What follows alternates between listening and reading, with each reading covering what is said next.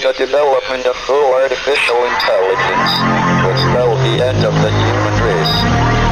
It's a flying object, and we don't know what it is. I would hope somebody is checking it out. With the rockets or whatever, but incredibly fast, opposite direction. They were too fast to be okay. I'm glad the Pentagon is looking at this, because if it poses a threat, I want them on top of it. Well, the craft generates its own gravitational field. You said there's lights in the sky? The internet has become the command center for criminals and terrorists. 911, what's your emergency? I need help, please, please help! Aliens won't let it happen. You know, that's what we're instructed to say. Roswell, Area 51. Alien kept deep under the ground. 1, 0,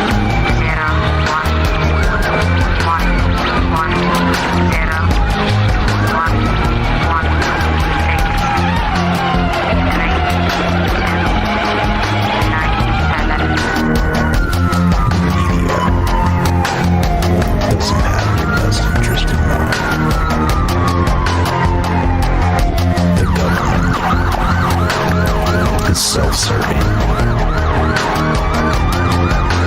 You're here for a reason.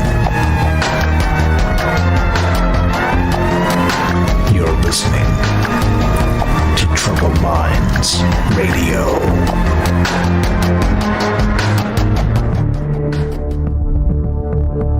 Broadcasting live from a secret bunker just off the extraterrestrial highway. Somewhere in the desert sands outside of Las Vegas. From somewhere in space-time, loosely labeled Generation X on planet Earth.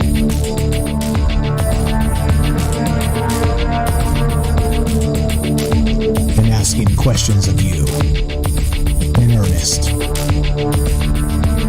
into the digital darkness. Yo ho! Yo ho! Welcome to Troubled Minds Radio. I'm your host, Michael Strange. And hello to all of you who might also have troubled minds. What's up, guys? It is Thursday night. That means it's show night on Troubled Minds. This is the show where we talk about all the things we are not allowed to talk about. That's aliens, conspiracy, the paranormal, 24-hour news cycle, academia, the government, and everything in between. It seems to be the more you think about the world, the more you look into the ways of the world, the more things seem to be upside down indeed. And as a result, well, you get troubled minds.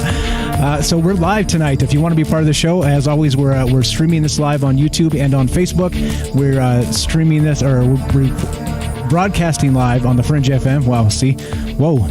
Brain misfire. And so as a result, we are taking your phone calls tonight. If you want to be part of the show, we have an open line, or several actually, 702-957-1037. One more time, that's 702-957-1037. If you want to join the Discord, please do. Troubledminds.org is the official website. Discord is a voice client and a chat client. All the youngsters are using it to play video games. We're using it to do a talk show. You can also, troubledminds.org, click the Discord link. It'll give you a direct invite. Also, please join the Discord for the Fringe FM. Lots of smart people having a great conversation over there right now. Fringe.fm/chat. Go say hi. Come join some Discord on both accounts and meet some great people, meet some new friends. A lot of good things going on in there, and a lot of good conversations, sharing links and all kinds of things. So we're running just a little bit behind here, so I'll tease the topic, and then we'll take a quick break, and then we'll come back and we'll get right into it. Because all right, let's just do this. Let me explain. No, too much. Let me sum up. Now, when I was a youngster, we had this book that sat on the coffee table. All right, and it was one of those ones, like one of those big, thick blue books that you don't really ever really pay attention to, because it's like it says ghost stories or something like this, right? I can't even remember the name of the book itself. It's been such a long time ago, and I'm such an old man now. But you look at these types of things, and it sat there for a long time. Once I started picking up this book and flipping through it and kind of reading some of the things in there, it opened my eyes to a world I never knew existed. And as you can expect, what kind of things do they talk about in this book? Some sort of unexplained mysteries type book. Yeah, all of those things, like sort of all the things that we talk about on this show. And once you catch wind of some of these things and, the mysteries behind them, sometimes, of course, there's going to be some goofball stuff. And we're going to talk about some goofball stuff a little bit tonight. Have a little bit of fun. But you read these books, right? And they have all of the things. They have aliens in there. They have ghost stories, poltergeists. They have, all this stuff. And, I was fascinated by it. They had things like frogs falling from the sky and, all the rest of this. And I was just kind of like, wow, is this stuff real? Or is this, just a bunch of clickbait before there was clickbait? That's that type of situation. So start flipping through the book. And no kidding, frogs falling from the sky. Right? We've done a show on that on Troubled Minds here. Things, bizarre weather and things falling from the sky like this. Like I said, aliens, of course, like UFO abductions and clearly unexplained UFO sightings and, things like this. Normal things like this. I say normal as we hear broadcast on the Fringe FM on a show called Troubled Minds that talks about aliens. But you know what I mean. Normal. Normal, like air quotes, normal. That kind of normal. So, you flip through this, you start to read some of these things, and you wonder, can these things be real? And, in many cases, some of the things in there were just a page or two, right? And, some had some blurry photographs. You know how it is, the UFO trope of everybody sees a UFO, and then they can't actually figure out what's going on with the camera. So suddenly their camera stops working, stuff like that. Kind of like, they give you the account, and they give you the UFO story, and they give you a blurry picture, right? Stuff like that. Well, there was a particular thing in there that terrified me when I was young, and it was a thing called spontaneous human combustion. That's right. Spontaneous human combustion. And as many of you know, it has been widely maligned and laughed at and all the rest of this, right? Like there's a lot to it. It's a lot more than just a couple pages in this fantastic book that sat on the coffee table when I was young. There's more to it than that. And so what we're going to do tonight is we're going to look at spontaneous human combustion and some of the cases that you may or may not be familiar with. Like I said, there's a lot to it, and that's what's on deck tonight. But so here's the question. Let's start with the questions tonight. Clearly, we're just having a little fun with this. I'm not sure I believe this or not. Being the talk show guy, you gotta sit on the fence a little bit because you can't believe all the things because then you're just Fox Mulder or worse. But you can't disbelieve all the things or you're worse yet. So, again, on the Fringe FM, doing a talk show called Troubled Minds, you got to have an open mind a little bit.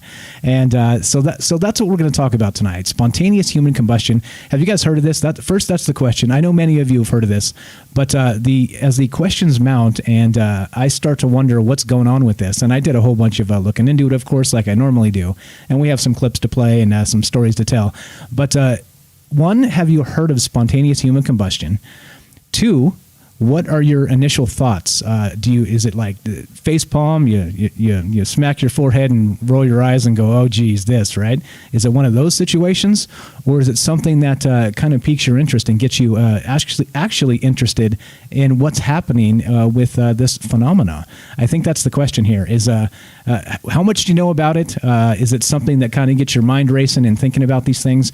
Or is it, again, back to the face palm and back to the rest of that? So yeah, we are live again. So we're broadcasting live on the Fringe FM. We are live on Facebook and YouTube.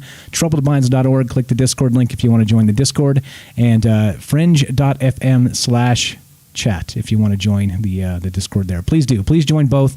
Lots of good conversation going on. Lots of good people. Lots of good things. So okay, that's what's on deck tonight. We are running just a smidge late, so what we're going to do is we're going to take a quick break. But when we come back, we're going to get right into spontaneous human combustion. And I want to know, we're talking to you. This is a conversation between me and between you. And so if you know anything about this, or you think this is a hoax or a bunch of BS or whatever it is, whatever it happens to be, that's the stuff we're talking about tonight. So as we get ready to take a quick break, The weird and the weirder. And here we are talking about it. One more time. Spontaneous human combustion. What do you know about it? 702-957-1037. One more time. That's 702-957-1037. And do you think it's a bunch of BS? Well, stick tight. I'm not so sure I believe one way or the other at this point, but some of the evidence here that we've got may change your mind. You're listening to Troubled Minds. I'm Michael Strange. Hang tight. Spontaneous human combustion coming right after the break. We'll be right back.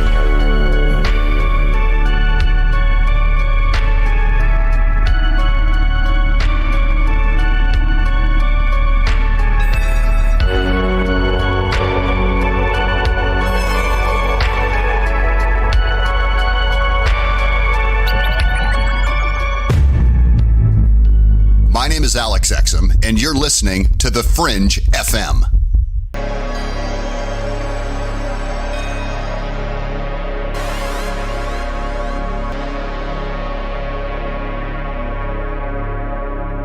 All right, welcome back to The Fringe FM.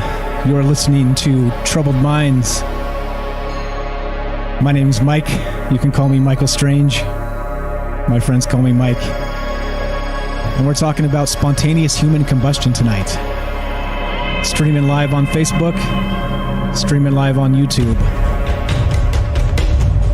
And talking about all the things we're not allowed to talk about. It's still legal. Still legal. As long as it's legal, we're going to be doing it and having fun. Like I said, tonight's a fun night. Just kind of going outside the boundaries a little bit, like we do here. So,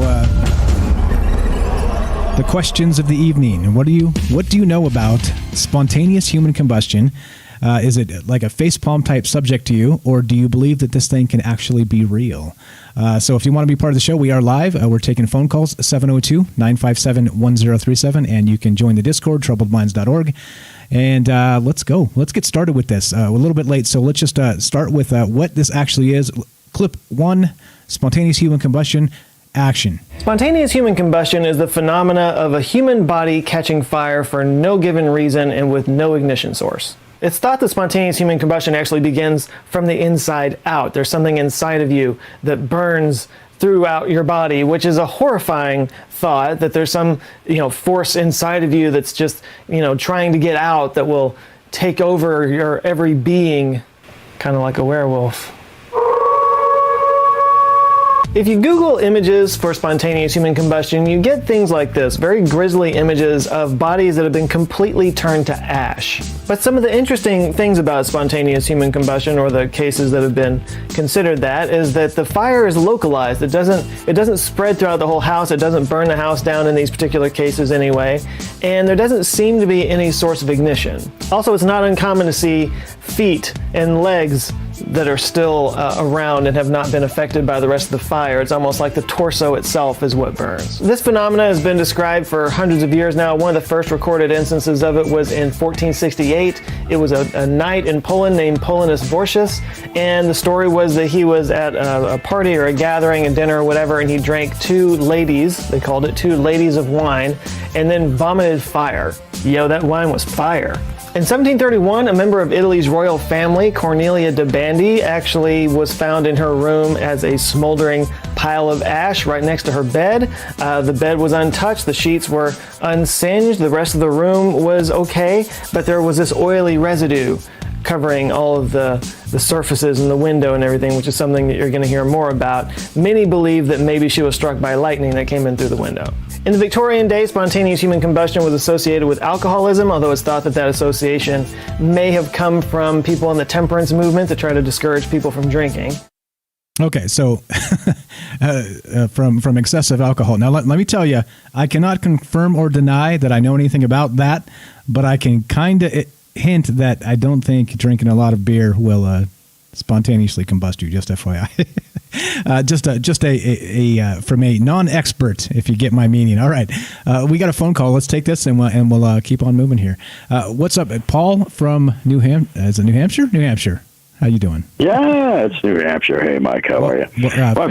Great subject matter tonight. It's funny, I've had this kind of thing in my mind lately, and it comes right down to, I guess, what are we going to tell people about paranormal things to take their minds away from the real things? And just my thoughts on spontaneous combustion. Yeah, I've studied it. Yeah, I've read books about it. Yeah, I've seen the evidence. And as a matter of fact, I've seen so much evidence. I think back in the day, you might remember this. I don't know if you're old enough, but they actually put a pig in a room and lit it on fire, and that pig burned down to like nothing. It's just the fat in the body. And I think at the time when these things happened, which there's only a couple of really interesting cases, I have to say. But then again, that's why we have media, is to sensationalize these kinds of stories and use this as disinformation. Is that how many people do you know have just burst into flames in front of you? Because I've walked into many churches, and if there was anybody that was going to burst into flames, it should have been me. But, with that being said, again, these were smokers sitting in a chair that might have had some incendiary, what's the word I'm looking for? You know what I'm saying? Just to affect, where they were at the time. And they prove this, that, you put a pig in a smoker, and that thing's going to cook all night long. And if you light them on fire and that fat starts burning, which we have these natural chemicals in our body, fat, water, oxygen. Isn't the body made up of 90% oxygen? So if you lit a body on fire with a good enough, catalyst, for instance, a flannel shirt or wool pants, and you're sitting in your chair and you lit yourself on fire with a cigarette or a pipe. Yeah, it just seems to me like... Yeah, so all those things you're saying, things you're saying there, looking into it tonight, I did see a lot of that, right? So there was a lot of speculation, of course, that people sitting too close to a fire, like you said, flannel shirts, smokers, elderly people, overweight people. Like there's a lot of this that's kind of you can nod your head and go, okay, but hold on though. Right, so you're correct. You're onto something. Yeah. That's probably what's happening here. Right. But what would you say if I told you this? We'll get to this in the second half of the show. But what would you say if I told you there are people that have just spontaneously lit on fire with witnesses and survived to tell the tale? Did you ever hear anything about that? Okay, well, I think there's more to it than we're all being led to believe. There's some sensationalization there that there might have been somebody walking by with a cigarette, again, and he had a coat on that was flammable, or you had an instance where there was somebody using when cell phones first came out and they had a cell phone heat up or whatever. That's even stretching it right now, because we can go into the 5G thing if you want to really take it that deep. I haven't seen anybody die from 5G lately, by the way. But you get into, maybe this guy was standing on the side of the road with somebody, and I've been here where, I'll tell you a story. I got home one night from work. I had been smoking on my way home in a brand new car in 1986. I had a little pair of wool gloves sitting in my console, and I flipped my cigarette out the window. And, I don't suggest that, by the way, now, don't litter, but let's just say that thing flipped right back through my window, landed on the gloves. I went upstairs next morning and went outside. My car had burned down. It was torched, and it was from that cigarette coming through the window and landing on a pair of gloves. And the whole front console, Mike, unbelievable. People would get in my car. What happened? I flipped a cigarette, and it was just this little pair of gloves. And, and it just goes to what I'm saying. When you have an incendiary device, and I think science has proved that they have put pigs on a bed and sprayed them with lighter fluid with sheets in a room, and the pig burned and the whole room didn't burn. So, and when's the last time you saw somebody just blow up into flames? The last time I saw it was when I watched Blade the other night on Fox. And, Okay, that's fair one of my enough. favorite movies, Fair enough. by the way. Hey, Paul, we got to move on. I appreciate the call, my man. Paul, New Hampshire UFO All Hunter, right, guys. brother. Yeah, New Hampshire UFO Hunter. Check out his YouTube channel. Thanks for calling, Paul. You're the best, my man. Thanks, brother. Right, okay. Yeah. Thanks a lot. As simple as that. If you guys want to be on the show, you dial the phone number, you get on the show. That's Paul. He's an old friend of the show. New Hampshire UFO Hunter on YouTube. Check him out. I got some good videos up there. 702-957-1037. Join the Discord, troubledminds.org, and we're going to keep on moving here. All right, so part 2 of this. Now again, right, so what Paul was saying there is exactly right. Like science has figured this out, right? But there's still some curious cases that we're going to look at. And again, like I said, we like to have a little fun on this show from time to time and talk about things that you really have to suspend your disbelief to really consider, right? But again, I call it kind of, it's just fun. It's just fun to think about. It's fun to talk about. Whether you think this has been completely solved by science or not, it's definitely a good thing. So phone number's up, 702-957-1037, part 2, spontaneous human combustion, action. In fact, Charles Dickens in his book Bleak House killed off a character this way. When you get into the 20th century, you find some of the most famous cases of human combustion. Mary Reeser is one of the most famous. She was a 67-year-old lady who was found, again, her legs were kept untouched, but the rest of her was just this smoldering pile of ashes. George Mott was a 58-year-old retired firefighter who, ironically, was completely consumed by flames in his bed. He had recently had surgery, and there was an oxygen tank right next to his bed.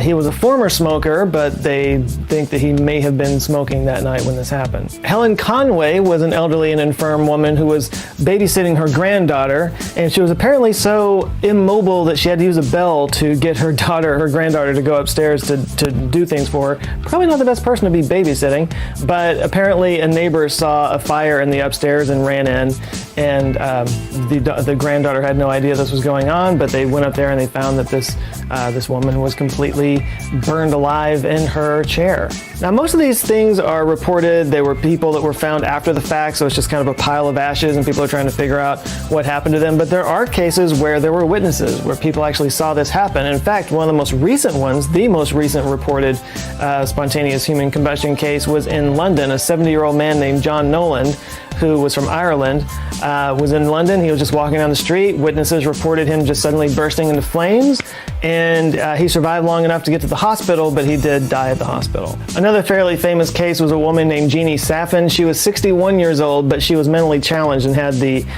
capacity of an 8-year-old, apparently. She was sitting right next to her father when she caught fire in the kitchen, and they were able to get her to the hospital. She slipped into a coma. She did die a couple of days later. So, are you starting to notice a pattern here?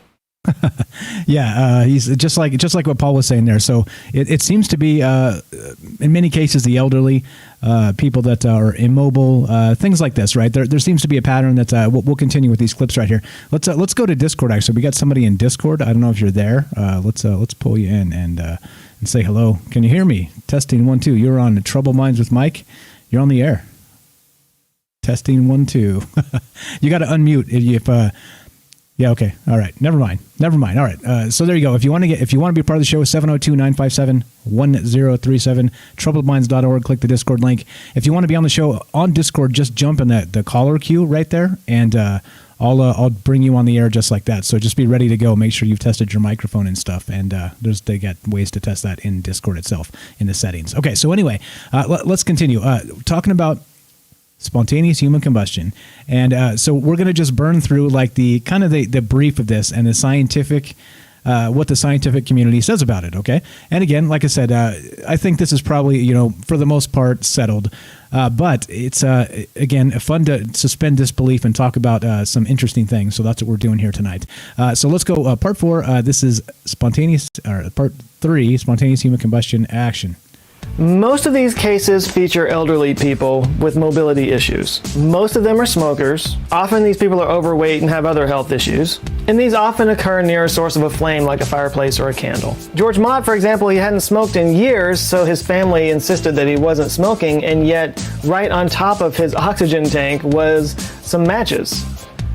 Why else would he have matches there? We still don't know. There wasn't any other reason for him to have matches in that room.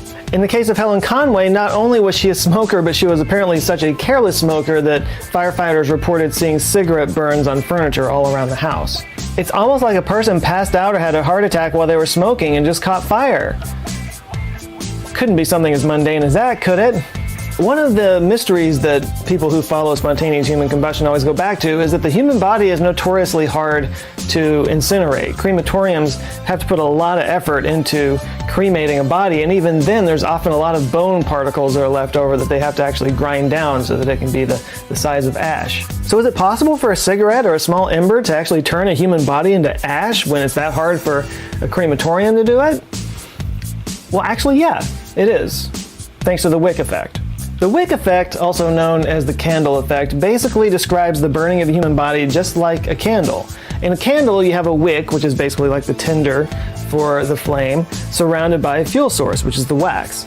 Well, the human body would be the exact opposite of that. It's actually the fuel source, which is the fat in our bodies, body fat, inside of a wick, the clothing on the outside. And as anybody who's grilled hamburger patties on a grill can tell you, when that oil, when that fat catches fire, it definitely takes off. This has been shown time and time again. In fact, the Mythbusters did one with a dead pig that showed that the wick effect is a real thing, and it really can just completely incinerate a body. Yeah, okay. So again, right, very many plausible scientific explanations for this, right? So we're going to get to some weird ones in a minute, but just going to kind of burn through this and get the explanation out since we started just a little bit late. And I do want to hear from you guys, though. What do you think about this? I know, like I said, it's a little bit goofy. It's a little bit suspend your disbelief type, but it's okay. It's part of what we do on this show. Just one, to kind of have a good time, and two, to look at some of these things from the past. And I think I'm a firm believer in, when you look at the past, you can, what would you say, like kind of tell the future, right? Like you can kind of inform your future from our past. And meaning, let's say we could apply this to UFOs or to some other things, right? When a long time ago it used to be a different narrative, but suddenly things have changed and this and that and the other thing. So it is good to look back, kind of like we looked back last night at Bob Lazar and some of the things he said a long time ago, and see how they hold up today. So same sort of situation. We're talking about spontaneous human combustion. Great comment from Robert here on Facebook says, keep in mind, all these spontaneous human combustion incidents happened before flame retardant was widely applied to clothing. And all that's true. That's all true. So again, so hang tight, and we're going to get to some weird cases on this, but I do want to hear from you. 702-957-1037. This is Troubled Minds. I'm Mike, and looking to hear what you know about spontaneous human combustion. Do you believe it's real, or do you believe this is some sort of just a oddball thing from the past that needs to go away? So here we go. Part 4. This is what it is. Going to keep on moving here. Action. And this explains a lot of things when you look at photos from spontaneous human combustion cases. It burns very slowly, but it burns very thoroughly. So it just sits there in that one place for a long time and just completely consumes the body. It takes a while, but it works. And the heat from the fire rises, which is why the hands and the body and the face and everything, that all gets consumed by the flame, but the legs, which are below the heat source, usually survive. This also explains why often objects in the room that are higher up will be melted, while things down at the floor level, like feet and shoes, survive just fine. And it's this oil and this body fat that burns, gets put up into the air as particulate matter, and lands on the walls, which is why in many of these cases they talk about oily residue covering the room. That's pretty horrifying. But also another mystery about why the whole room doesn't catch fire, why the whole building doesn't catch fire. Well, if you're in an enclosed room, that fire is going to quickly use up all the oxygen, so the only fuel for that fire going forward past that point is the body itself. So it's only going to burn in that one little spot, and it's not going to spread everywhere. If you walked in while this was happening, chances are it would, kind of have a backdraft effect and light the entire room on fire because oxygen was introduced into it. But since there's no oxygen, the only fuel source is the fat in the body. And then once the fire consumes all of that fuel source, the fat in the body, it goes out. And that's what you're left with. Now, of course, some people are not content with such mundane explanations, so there's all kinds of other theories out there as to what could be causing this. There's a guy named Larry Arnold who wrote a book called Ablaze, all about spontaneous human combustion, that he theorized that there's a subatomic particle called a pyrotron that could be causing this. No proof of that whatsoever. And Michael Harrison, who wrote a book on spontaneous human combustion called Fire from Heaven, believes that it's associated with poltergeists. Because, yeah. All right. I think the term Pyrotron is fantastic. That needs to be a T-shirt, right? A Pyrotron. But okay, so this is okay. What got me started on this tonight was again the memory from the childhood, that big, beautiful blue book that had all the weird things in it, and I kind of just rifle through my brain here from time to time to try and find something interesting to talk about. It's really what we do. You don't turn on the regular radio. It's not on the Fringe FM or a show called Troubled Minds, and hear about spontaneous human combustion.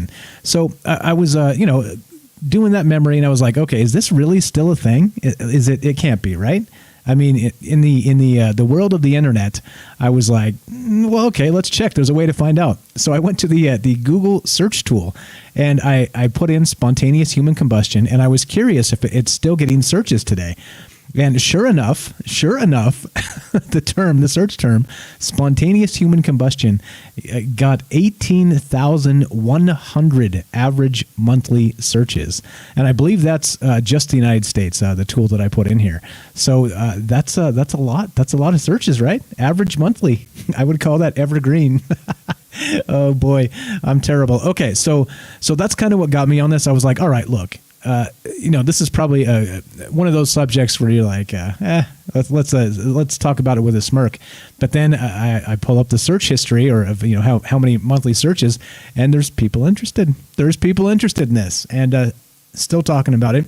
And if you do the search yourself, you'll be surprised at some of the things you find, including a bunch of the things that we're listening to right now. So here we go. Part 5 of this. This is Troubled Minds. I'm Mike. We're talking about spontaneous human combustion and what this means, and is it real or is it just a fake thing or whatever's going on. Last part of this, and then we'll get to some of the cases as we continue this show.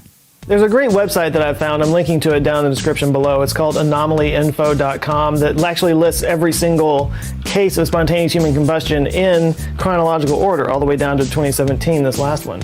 And something that you notice pretty quickly is that there were a lot of them back in the 70s and the 80s that were reported, and then not so many since then. It's gone down a lot in the last 30 years. In fact, only 4 have been reported since 1990, and 3 of those 4 occurred in the winter, a time when people are likely to light fireplaces. You know what's also gone way down in the last 30 years?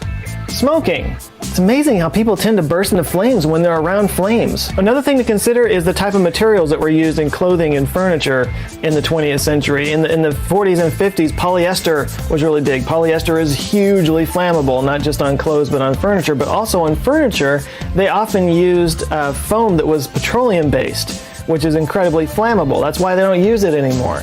But something that you might notice in the 70s and 80s, the type of people that would still be wearing polyester and have 30, 40-year-old furniture would be elderly people.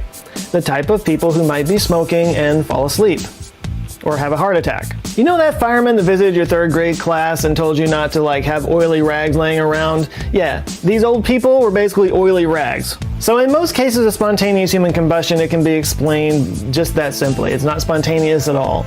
This makes sense, obviously, but I think there's something innate in us that we want to have some kind of otherworldly, supernatural, paranormal explanation for things. There's just something in us that needs that. But luckily, spontaneous human combustion is not one of those paranormal things that we need to worry about. Okay, was anybody else when they were younger terrified you were going to spontaneously human combust? I think there's a weird thing about the 80s, being a kid of the 80s, is that there's the satanic panic, right? You weren't supposed to play Dungeons and Dragons because you would be possessed by the devil, right? Things like this. And then some of these other things, right? The spontaneous human combustion. Is it a thing? Is it real? Is it just marketing hype? Is it a way to keep children afraid for no apparent reason? If you don't be good, Santa won't bring you anything, and you might spontaneously combust. Oh geez. Definitely interesting times, the 80s, and again, right? So what is this about? Is it real? Is it not? Looking to hear from you as we continue talking about this tonight. And there's a lot here. There's definitely a lot here. So sit tight. We've got some actual evidence. Well, stories. Let's say we've got some stories and some of these cases from this website, anomalyinfo.com. So we're gonna look at some of this. Hang tight. You're listening to Troubled Minds. I'm Michael Strange. 702-957-1037. Taking your calls tonight. What do you know about spontaneous human combustion? Is it real?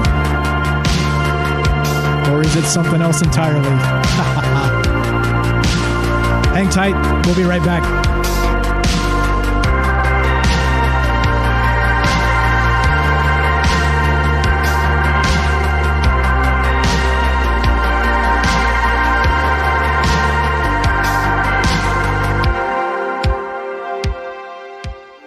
This is Michael Strange from Troubled Minds.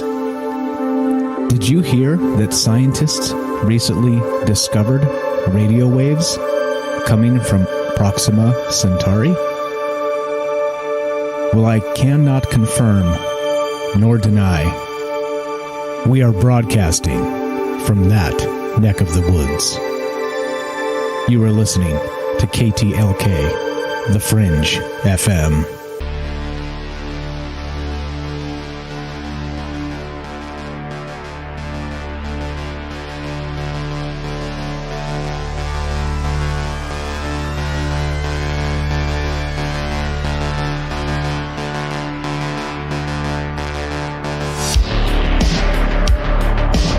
Welcome back to Troubled Minds. Having a good time tonight, talking about spontaneous human combustion. What does that even mean? Well, we're going to get into some of the cases, some of the more bizarre cases that you may or may not believe. But there's a long history behind this, going back to, the 1600s or something. It's hundreds of years back. But anyway, you're listening to Troubled Minds. I'm Michael Strange, taking your phone calls tonight. What do you know about spontaneous human combustion? And do you think it's a joke? Do you think there's something else at play here, like bad media, like Satanic Panic from the 80s? Speaking of that, I have from a comment from YouTube, the comment of the night. If you guys can beat this one, you win. Hippie for You says on YouTube, I was always afraid I would spontaneously combust while playing Dungeons and Dragons. I have to admit, that made me laugh. Anybody from the 80s, grew up in the 80s? Maybe you know what we're talking about. Okay, anyway, I digress. Thank you for the great comments, guys. I'm reading the chat, keeping up with it as much as possible. And a lot of good stuff here. A lot of interesting tales regarding spontaneous human combustion. So once again, I'd like to know what you know about this tonight, this conversation. And do you think it's a joke? Do you think this is just a case of bad media and bad science and a mixture of all three, superstition thrown into a nice, beautiful blue book that sat on your coffee table and turned into something else entirely, which is 18,100 searches per month on the internet. Oh boy, the internet. The world has changed, has it not? Okay, so anyway, we are taking your calls one more time. You want to be part of the show tonight, 702-957-1037. You can join the Discord, troubledminds.org is the official website. Click the Discord link and get you in there. We'll put you on the jump in the caller queue. We'll put you on the show. Simple as that. If you please also join the Fringe FM. If you have not joined our Discord yet, please do. It is fringe.fm/chat, and that will be a direct invite to their Discord server as well. And you can be a member of both and part of the happy community in both Discords. Appreciate it, guys. All right, so let's continue. Now there are cases, right? Now let's play some of these cases and where these maybe have come from or not. We got some definite details. Let's look at this website first that he described in a clip there. This is a website called anomalyinfo.com, right? And so it's a spontaneous human combustion, a brief history, okay? And if you scroll down, you can see there's the history. Actually, hold on. I guess that's the wrong one. Here we go. Here's where they start, right? Here's the claimed cases. And it actually goes back to 163 BCE, they say, for a fire-breathing bull. And then at 1096 to 1099, internal fires at Nivers and Ivers. And it continues, 1468, 1600, 1613, 1642. Like there's what, at least dozens of cases here? There's a lot. Like if you scroll down the website, check it out. And they go all the way up into modern times. And even we have September 2017, John Nolan's fiery death. So there's a lot here, dozens of cases, and again, it's kind of got some historical context, whether it's real or fake or, again, whatever you want to call it. Like I said, we're just having a little bit of fun tonight, opening up our minds and talking about some weird stuff. So that's what's on the docket. Spontaneous human combustion. Check out this website if you have not. Pretty unbelievable. Dozens and dozens of cases over the course of history. And yeah, let's hear some of them, actually. Let's hear, how about, let's go to this one. Let's just go straight to the clips here. Case 1. Here's a particular case regarding spontaneous human combustion and what happened. Let's hear it. The death of 61-year-old Jeannie Saffin in 1982 is one of the most frequently discussed cases of supposed spontaneous human combustion in history. Unlike most of the victims of these mysterious events, Jeannie was not alone when her body burst into flames. Jeannie was born with significant disabilities, so she spent her entire life living in her parents' home. On September 15, 1982, she was in the kitchen of her parents' home with her father and brother-in-law. The two men weren't paying much attention to Jeannie until they saw a bright light out the corner of their eyes. They turned to Jeannie and saw that she was inexplicably on fire. They quickly began dousing Jeannie with water to put out the flames and called for an ambulance. She was treated for severe burns for a total of 8 days until she died from her injuries. The cause of death was listed as bronchopneumonia due to burns. An inquest was held into the circumstances surrounding Jeannie's death. At the inquest, Jeannie's family asserted that they believed it to be a case of spontaneous human combustion. According to Jeannie's father, he had witnessed flames shooting out of her mouth that made a terrifying roaring noise. He said that the image brought to mind a dragon breathing fire. Jeannie's family also claimed that the clothing Jeannie had been wearing was untouched by the fire. However, later research proved that this was untrue. The coroner at the inquest rebuffed the family's claims, insisting that humans can't spontaneously catch fire.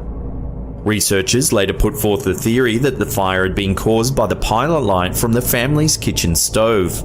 Anecdotal evidence suggests that there were windows open in the kitchen that could have caused a cross breeze that could have blown the flame towards Jeannie and set her alight. Many are skeptical of the more mundane explanations for the fire that tragically ended Jeannie's life. Those who believe she combusted point to her father's testimony of flames coming from her mouth as evidence that the source of the fire was Jeannie's body itself. Okay, a little bit terrifying. Of course, all these are tragic because we have people passing away. However, listen to that. Flames coming out of her mouth. Yeah, right? So that doesn't seem like a normal case of, like you were smoking in bed and you fell asleep and the bedspread caught fire and, right? I mean, flames coming out of the mouth. I mean, there's some interesting stuff here, right? And again, like I said, I'm not trying to make the case here and make you believe this is true or not. Just kind of going through some of these cases, and again, looking back at history on why. I think probably the best way to put it is how these mythologies begin, and how some of the science maybe at the time is a little sketchy, or the rest of this. I don't know. So clearly, I'm skeptical of this as a thing. But like somebody said in the chat there, anything's possible, right? And in a universe of all possibilities, they say that if you allow enough time, a Harley Davidson will just appear out of nowhere in deep space, right? Like this type of stuff, which of course seems silly, but basically just saying in given all mathematical probabilities that all things are possible. So who knows? There's case one, and again, flames coming out of somebody's mouth, right? Tragic, terrible, but also WTF, right? A little bit of what the heck is going on here. So again, we're doing this live, talking about spontaneous human combustion, having a little fun tonight. If you want to be part of the show, just dial a phone number, 702-957-1037. Join the Discord, troubledminds.org. You can find the phone number and the Discord link, and we'll put you on the show. Easy as that. Easy as that. You guys in the chat, you crack me up. Okay. All right. Let us continue. Let's listen to another case now. Now, this is the thing, right? Listen to the details of the case, and in many of these, there are medical professionals, right? The EMTs, the ambulances, and notice that was in the 80s when that happened. Okay, here's another one, another case, part 2. Not all victims of spontaneous human combustion have family members to bear witness to their passings. In the case of Robert Francis Bailey, he was alone in an abandoned building when his body caught fire. Robert was known as an alcoholic. It's believed he was seeking shelter from the cold inside the building where he died on September 13, 1967. A person walking by called the fire department when they saw a bright light coming from inside the building. Within 5 minutes, a fire crew was on the scene. They found Robert on the floor, curled up as if he had pain in his stomach. The fireman reported that he had a slit in his stomach measuring about 4 inches, from which the flames seemed to be coming. They later described the flames as blue and looking like the flames from a blowtorch. Robert was still alive when the crew arrived. They reported that he was writhing in pain and appeared to be biting into a stair post. The crew later had to pry his jaw open around the post to remove his body from the scene, after emptying several fire extinguishers to put out the flames. There were other odd aspects to the case. Nothing else in the room other than Robert's body was on fire. After putting it out, the fire crew found little fire damage in the room or on Robert's clothing. Only the part of his shirt covering his stomach and a bit of the floor below his body were charred. They noted that there were several highly flammable substances in the room, but none of them had caught fire. A later inquest hypothesized that the fire had been caused by Robert dropping a cigarette onto his shirt. However, the lack of surrounding damage and the speed at which the flames seem to have grown make the theory unlikely. Additionally, skeptics note that a fire caused by a dropped cigarette wouldn't be bright enough to attract attention from outside. All right, so some more odd cases, dropping cigarettes. Again, seems to be a common theme here of possibly what the heck is going on and the rest of these things. But I don't know, you tell me, right? Again, like I said, we're suspending our disbelief tonight, talking about some of these things that kind of have come back from the days of old, from the coffee table, beautiful blue book that talked about mysterious things, to 18,100 monthly searches on Google. So again, like I said, there's still some interest here. And so it makes me kind of wonder about mythologies and folklore in and of themselves, right? How whether there's legs to these things or they're true or they're not, is that they seem to take on a life of their own, and in no small part due to the power of the interwebs, right? So interesting and odd stuff. And what's up? Philip says that sounds like a flame from alcohol, blue flame. Very odd. Yeah, again, and a lot of these cases are extremely odd. And you're going to see, hang tight, we're going to get some with witnesses, with actual witnesses and survivors, all right? So like I was telling Paul when he called earlier, there's a little bit of weirdness with some of this. So right? I think this is one of those things you can call high strangeness. I think I don't use that term a lot. They use it on that Mysterious podcast, Mysterious Universe podcast. Those guys are pretty funny, and they use the term high strangeness quite a lot. And I think this definitely qualifies. It's a little bit different than the things we normally talk about and think about. But like I said, you have to suspend your disbelief a little bit and listen to some of these cases, and you start to wonder why, in particular, that we believe this was true. And again, go back to this website, and you can see dozens and dozens and dozens of cases that go back to, let's say in modern times, even to the 14, 15, 1600s. So there's a lot here, a lot of these cases, and are they all, misclassifications of accidents, of people smoking or drinking or the same thing? Yeah, I don't know. That's a good question. And I think, like I said, suspend your disbelief a little bit, have a little bit of fun thinking and talking about this. And so the question tonight is, have you heard of spontaneous human combustion? Number one. And two, do you believe it's BS? that's cutting to the chase. Those are the two questions we're thinking about, talking about tonight. We've got a phone call. Let's take this. And this is an expert. Joe from Florida. You're on Trouble Minds with Mike. How you doing, my man?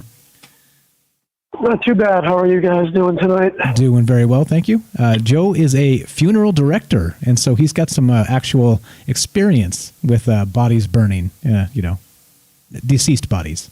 I worked in a crematory for probably almost 5 years. Cremated thousands of people, and I would go back to that job if I could in a heartbeat. If it paid better than the lousy amount of money I'm getting paid now. Anyway, so I can tell you with from experience that the heavier the body or the more fat content, not necessarily actually heavier, because I've had combustion happen without flame, just heat. But typically, if we had a heavy body or somebody that was fatty, that means they could be 180 pounds, but a lot of that could be fat. You would have to cremate them in the morning. I could tell you one day, a couple of stories, but I'm sure you're going to have a commercial break. We cremated somebody, and it literally smelled like a dumpster fire, and fat was leaking out of the back of the machine, out of the back of the retort, Holy smokes. would be an oven. It's called a retort. So that was literally coming out of the back of the machine. My partner would cremate the heavy people in the morning, and I could be 2 miles down the road, and you'd swear you smelled McDonald's fries, but it wasn't. It was It was the crematory. Now, typically, if the crematory is running correctly, you would not smell that. Go ahead if you have a question. Go ahead. No, just let's not get too graphic. How about that? I don't want to lose my lunch here. Well, I'm just trying to blast through it because I know you got a commercial. But I'll tell you this: by the end of the week, that machine stores heat, and I could literally put a body into the machine, not even turn the flame on, because you basically have radiant heat. Okay, and radiant heat would be like just turning your oven on, and then you have a flame. The flame actually comes down and does the pulverization of the tissue. Okay. So you literally could throw a smaller body into them, not throw, but you could literally place a body into the machine. At the end of the week, maybe somebody that's 165 pounds, and that machine, because of the stored energy, it would just start the process by itself.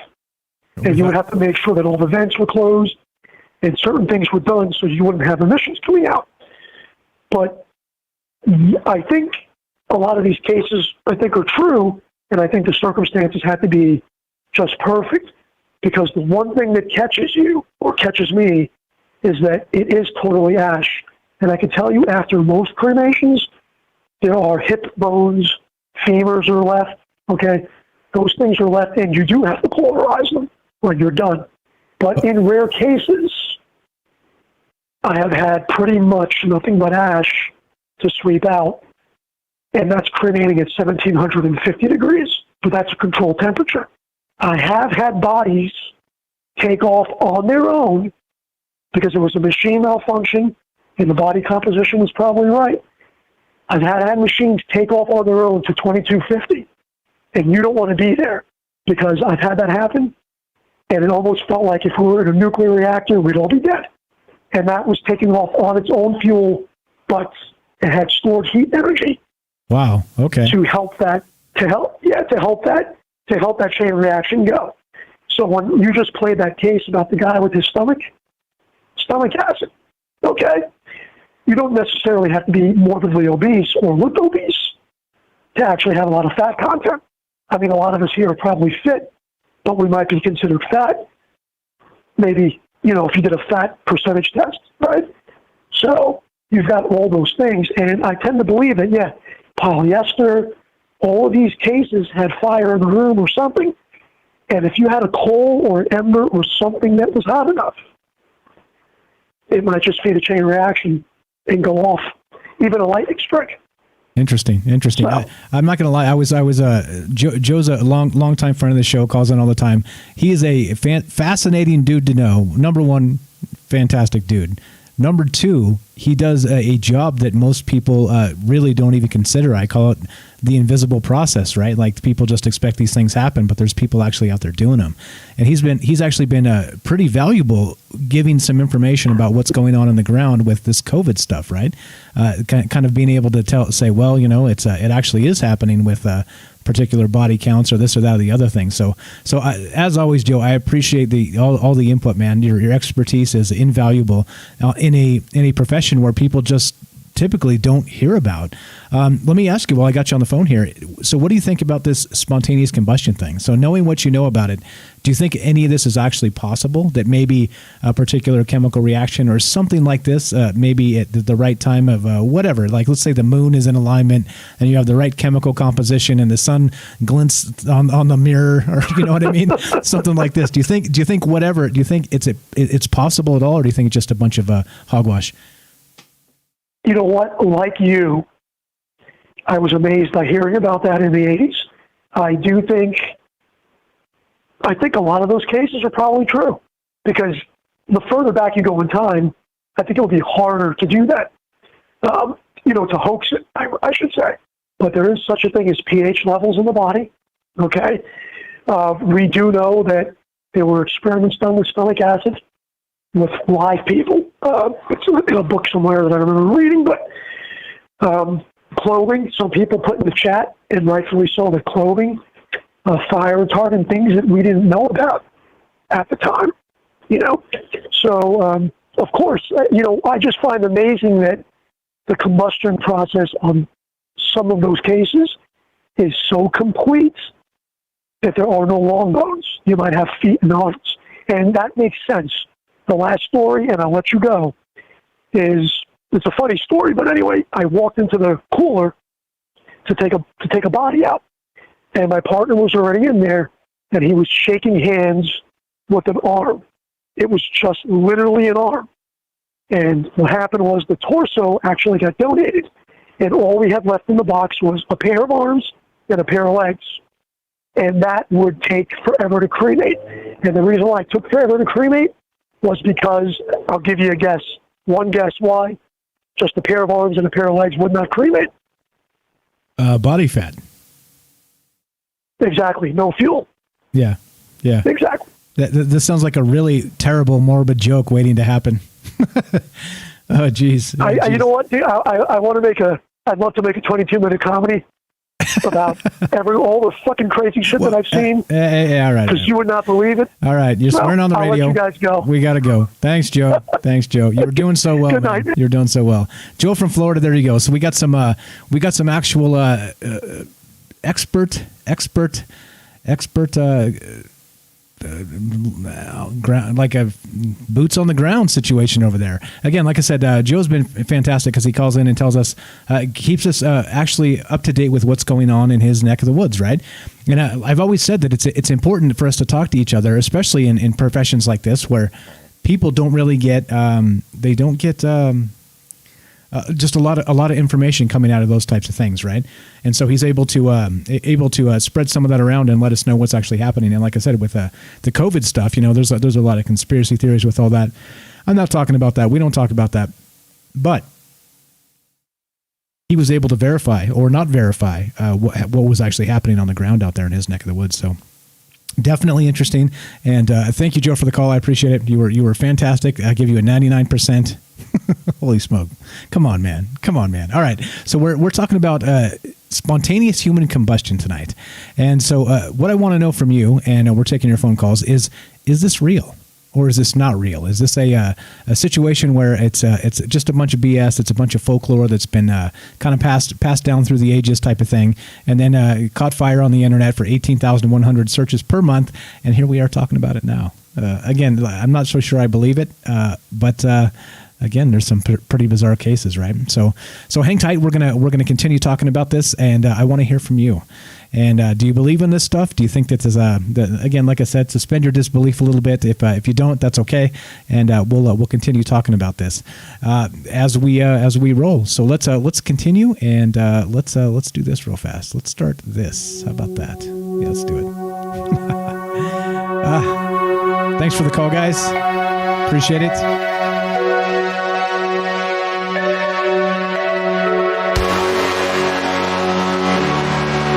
You're listening to Troubled Minds. I'm your host, Michael Strange.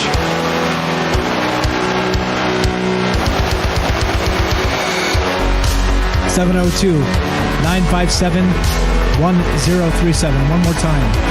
702-957-1037. Love to hear from you. What do you think about this?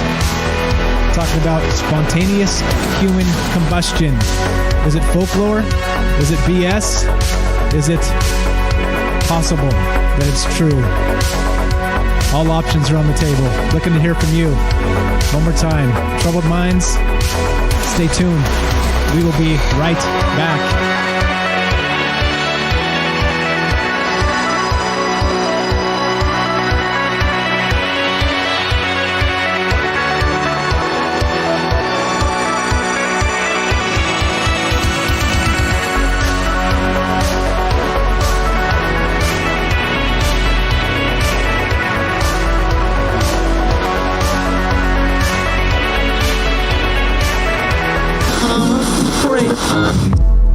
The truth is out there, and so are we. KTLK, Digital Broadcasting, The Fringe FM.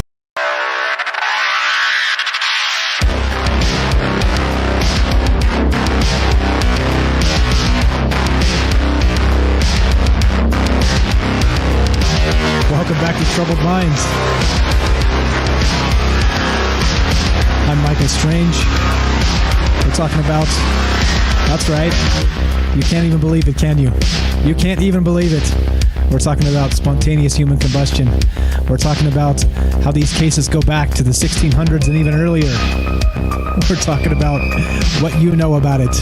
Love to hear from you tonight. 702-957-1037. You want to be part of the show? Troubledminds.org. Got the phone number there. Got the Discord link. Come on in and tell us what you think. Is this real? Is this fake? Is this some sort of folklore that attached to us in the bizarre zeitgeist of the 80s somehow through 60 Minutes programs and CBS and NBC or whatever was going on in the 80s? It just seems a little bit weird that again I just kind of rifle through some ideas to do these shows, and I was a little bit shocked that the Google search traffic says 18,000 searches a month for spontaneous human combustion. Oh boy. So anybody else out there, were you afraid of spontaneously combusting as a child in the 80s? I'd like to know. I'd really like to know. Let's see. Reading the chat. What's up, guys? I see you there. We're going to take this phone call. We got a phone call coming in, but that's what we're doing tonight, talking about spontaneous human combustion. If you believe this stuff is real or not, and for the most part, is this just some bad product of media and folklore, or you think there's something to this? We'll play a few more cases here and continue talking about it as we finish up on the Fringe FM tonight. And let's go to this phone call. Let's go right to the phone call. I know who this is. This is Kelly from Colorado. How are you, my man? How you doing tonight? Good. How you doing, Mike? Oh, doing well. Thank you. Were you? Let me ask you a question before you get started. You were clearly a kid in the 80s, I believe. Did you have a fear of spontaneously combusting? Yeah, actually, that's what I was. Obviously that's the reason why I'm calling up tonight. But yeah, when I ran across that, when you said we're the kids in the 80s, the thing about it is I think that where we started seeing all this stuff, it's probably because I don't know if you seen it when you were younger, but it was called the Faces of Death. Have you ever seen that? Those old videos called Faces of Death? Actually, I heard about it. I had friends that watched it. I never actually saw it myself, but yes, I know exactly what you're talking about. That was seriously an 80s thing. Yeah, it sure was. It was like 100 million ways to die, and you just choose one. But anyway, yeah, spontaneous combustion actually came up on that. I remember in junior high reading about it, and I was doing a book report on one of them. What's interesting is that it was even back then they were kind of wondering what's the weird theory about it. And doctors were, you had chemists and stuff that were checking out. They were trying to say that it was some people were trying to get at to the point that it was I guess the body heats up, just like hot flashes or whatnot. But I guess the skin, and it could be due to different problems or different things like alcohol. People who drink a lot of alcohol tend to be more susceptible to being, have the spontaneous combustion. I'm not so your sure. Cells, are full of. I'm not so sure. I'm going to refute that one because I'm almost an expert. I'm almost an expert, and I've never spontaneously combusted. Anyway, I had to throw the joke in. Sorry. Yeah. Carry on, sir. No, and the other thing was it was like a chemical reaction to have it, and then you add the heat to it. You know what I mean? It's just like the fire could what is it? The triple fire. I can't even spit it out. Fire. Anyway, it's the triple things. You need something to burn, oxygen, and then heat. And that's the thing they were trying to. The things that I was watching back in the 80s too. They were still trying to figure out what was going on with it. They really don't have a clue on it.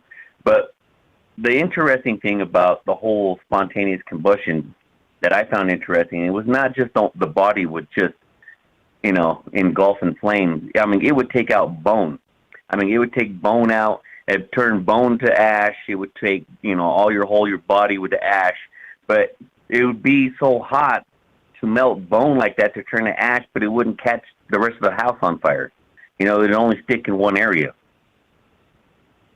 Yeah, exactly. And Joe called in. I don't know if you heard him calling, and so not only that, he was saying that sometimes even at like super high temperature, 1700 degrees plus, at a crematory, they would still have bone left.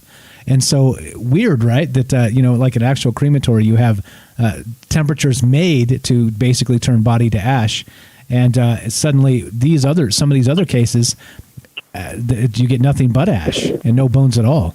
So definitely some curious things going on with this. Again, right? I'm not saying I believe this is like you snap your fingers and people just explode in a ball of flames, but I don't know. Like you start to look at some of the evidence and maybe, right? Maybe. Yeah.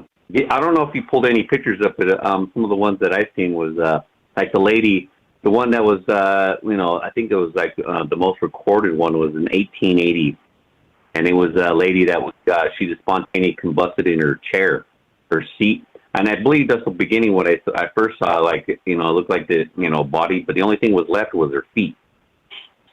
But again, so, I mean, what is going on with the body to disintegrate bone to ash? That's, to me, that's, it's a mystery in itself to find out, why. Is it a chemical action? Is it heat? Is it both? Is it because someone was drinking?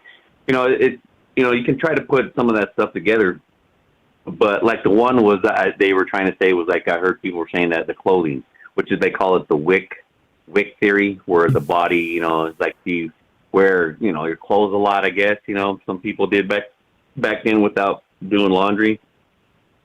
And the body, the clothes would build up fat tissue that it was sweating, and then, that would cause it to happen, because they did some tests on something like that, and it had weirder reactions when it happened, but it was kind of like the same. But so again, and they were kind of leaning towards that. Yeah, so I actually just pulled up a link on the burning like a candle, the wick theory. So if you guys haven't heard of this, put a link in this in the chat if you guys want to follow and check into this and see what's going on. We're not going to have time to talk about it tonight in depth, but the wick theory is one of the things. So this proposition suggests that spontaneous human combustion might not even exist. Instead, it implies that the victims were supposedly lit by external forces such as a cigarette or nearby furnace. And so, of course, then just like a candle and a wick, it was sort of like a slow burn type of situation that kind of came into their clothing and then got into their body and the fat and everything else, and then just turned them into a puddle of ash. So anyway, just a quick explanation of that. But yeah, I've heard that, right? You've definitely heard that. So what do you think about all of it? Do you think this is a possible thing, Kelly, or do you think that this is a bunch of media hype from the 80s?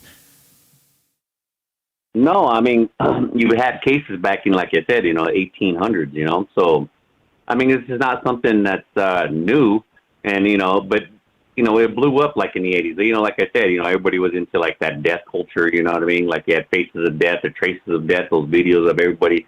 I remember watching that stuff when, junior high school. You can rent that stuff down at Blockbuster Video. Look how old I am. But, yeah, you used to go down to Blockbuster Video and rent, like, all of them, you know what I mean? They had, like, 10 of them. Kelly. And they would just show, You know how old I am? I worked at Blockbuster. Go ahead. Sorry, go ahead, sir. Go ahead, So sir. that's what I'm saying. The culture was there. You had all the, all like Jason and Freddie and all that stuff like that. But again, it doesn't really prove why would disintegrate bone. And just like, the guy from Florida, I can't remember his name again. Joe. And that's my bad because I listen to the show every night. Joe. Yeah, Joe. But, he says, like, there's sometimes the bone's still there. That's supposed to fry the bone. But this is turned into ash.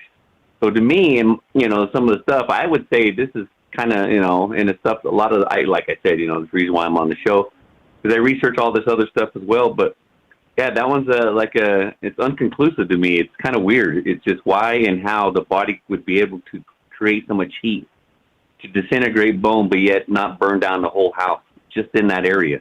Yeah, interesting. Exactly right. And just like Joe said, he's got a specific temperature, 1,750 degrees, he says, and sometimes you still got bone left. So, I mean, gruesome details here. Sorry to be a little bit dark, guys, but, I mean, you're talking about this is scientific evidence, right? And this is, again, Joe, thank you for the call, from an expert, from somebody who can specifically tell you that this is the way things go. Yeah, crazy, man. So if you got to wrap it up into one idea, what do you think is going on, Kelly? Again, I'm kind of clueless on it.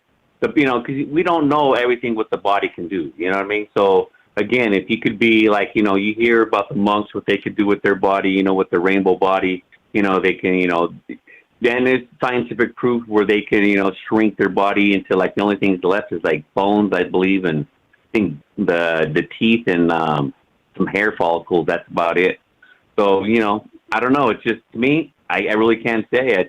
I would say it's real. It's happened. It doesn't happen a lot, but is it a chemical reaction? Could be, but to just burn bone, that's still, to me, it's just amazing. Yeah, and just FYI, everybody out there, things don't have to happen a lot for them to be real. Just saying. Just saying. Kelly, you are the best, my friend. Thank you so much for the call. All right, brother, man. You have a good evening. Thanks a lot. You too. Good insight. There you go. Talking about spontaneous human combustion. Fantastic calls tonight, guys. If you want to be part of the show, we got a few minutes left. 702-957-1037. We will do a third hour on YouTube and Facebook if you guys want to come join us over there. But if you're on the Fringe FM, stay here and listen to Joe Roop. Don't do that. Stay here. You can always catch us on an archive. But okay, now here's the thing. Given all of this, what do you think? Again, like I said, you guys know what I think. I'm on a microphone all the time. I'm on a mic all the time. I'm telling you what's going on, what I'm thinking. Sometimes it comes out of my mouth before it even hits my brain. It's weird, right? It's just weird. Like you talk enough, and eventually you start saying things, and you're like, "Damn, I said that." Yeah, it happens, right? But it doesn't matter what I think. It matters what you think. Is this one of those situations where you're curious, you're interested, or do you think it's just a bunch of hogwash? I think that's the question here tonight. One more time, we've got a few minutes left. If you want to be part of the show, 702-957-1037. If not, let's hear another case. And what's actually happening with this spontaneous human combustion. Actually, let's hear the case. Now, this is the one case that I teased earlier. We got to play this. Let's get to this real fast. Hold on. Let's finish up with this, because this is the one where it kind of makes you go, what the heck is this? This is a modern case with a survivor and a witness. Here we go. Frank Baker is a decorated Vietnam War veteran. He has 2 Purple Hearts and a Gallantry Medal. But his closest brush with death was not on any battlefield. He was right here in Vermont. This is the first time he's spoken about the horrific events of June 1995. We were getting ready for fishing. We were sitting on the couch the day before the Derby. Everything was great. Pete was sitting next to me. We were having one hell of a time. And all of a sudden,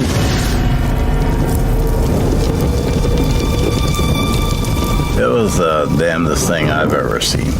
Frank was freaking out and making me freak out.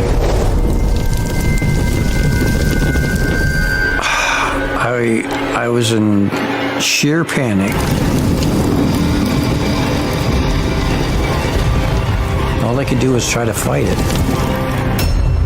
I was petrified. I had no idea what was taking place with my body. None.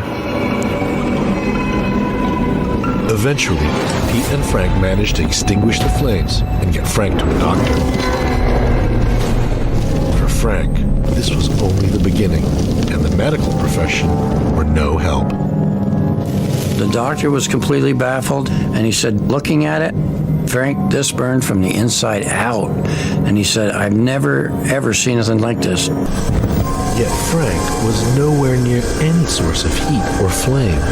I wasn't smoking. There were no flames around. There was no lights on, no microwaves. All that was coming in was the sun from the far end of the house when this happened. Frank Baker appears to fit all the criteria for survival of partial spontaneous human combustion. And he's had to deal with it. He's had to come to terms with something that was said to be impossible, something that could not happen. Okay, so this individual's name is Frank Baker, in case you didn't catch that. So if you want to look it up, please do. The Frank Baker case. And so you hear what he said. They're sitting there. They got a fishing derby the next day. He's there with his friend. They're just kicking it on the couch and having a hell of a time. And what does he do? Dude catches on fire. Like, snap your fingers, boom. He starts freaking out. His buddy's like, what's going on? And Frank catches on fire, right? Like, what is this? What is this? And so not only that, this is, I think this is from Discovery, but this is the thing, right? So it continues. And not only that, they're still, this guy is still out there telling his story. You know, it doesn't get a ton of press. I don't know why.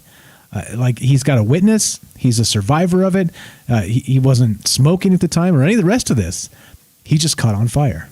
And so there's more to this. More to this story. Let's hear some of this. There's also an interesting thread started by Baker on Science Chat Forum where he described the incident as the most terrifying experience of his life.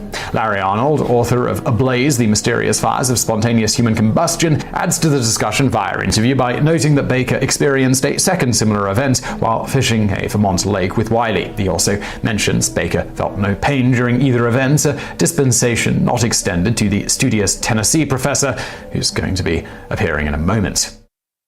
Okay, so he's started a thread, and I'm linking physics forums, right? And they're talking about this, about the actual the incident with this Frank Baker fellow, and what actually happened with this guy. And so they're trying to discuss some of these the ways these things can happen or not happen, right? It's a little bit terrifying that you have a modern case like this, where you have an actual eyewitness. You have a survivor, and they're both telling the same story here.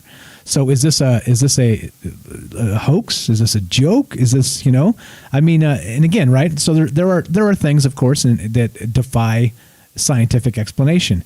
And again, this is from physicsforums.com, the link that I just sent out to you guys. And there's clearly these are scientific people that are on here discussing this particular case and why or how this may have happened.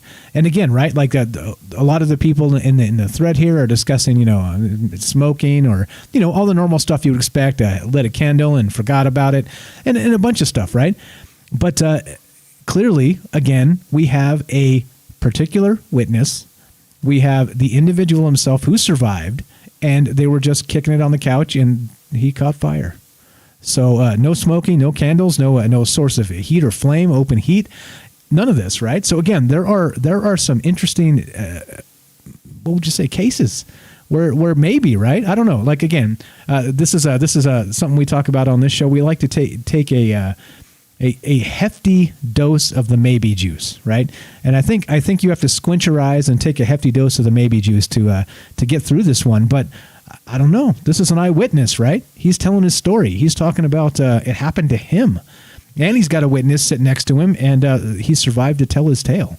So there's some interesting stuff here, right? So, let's say got some good chat. I see you guys in there in Fringe FM.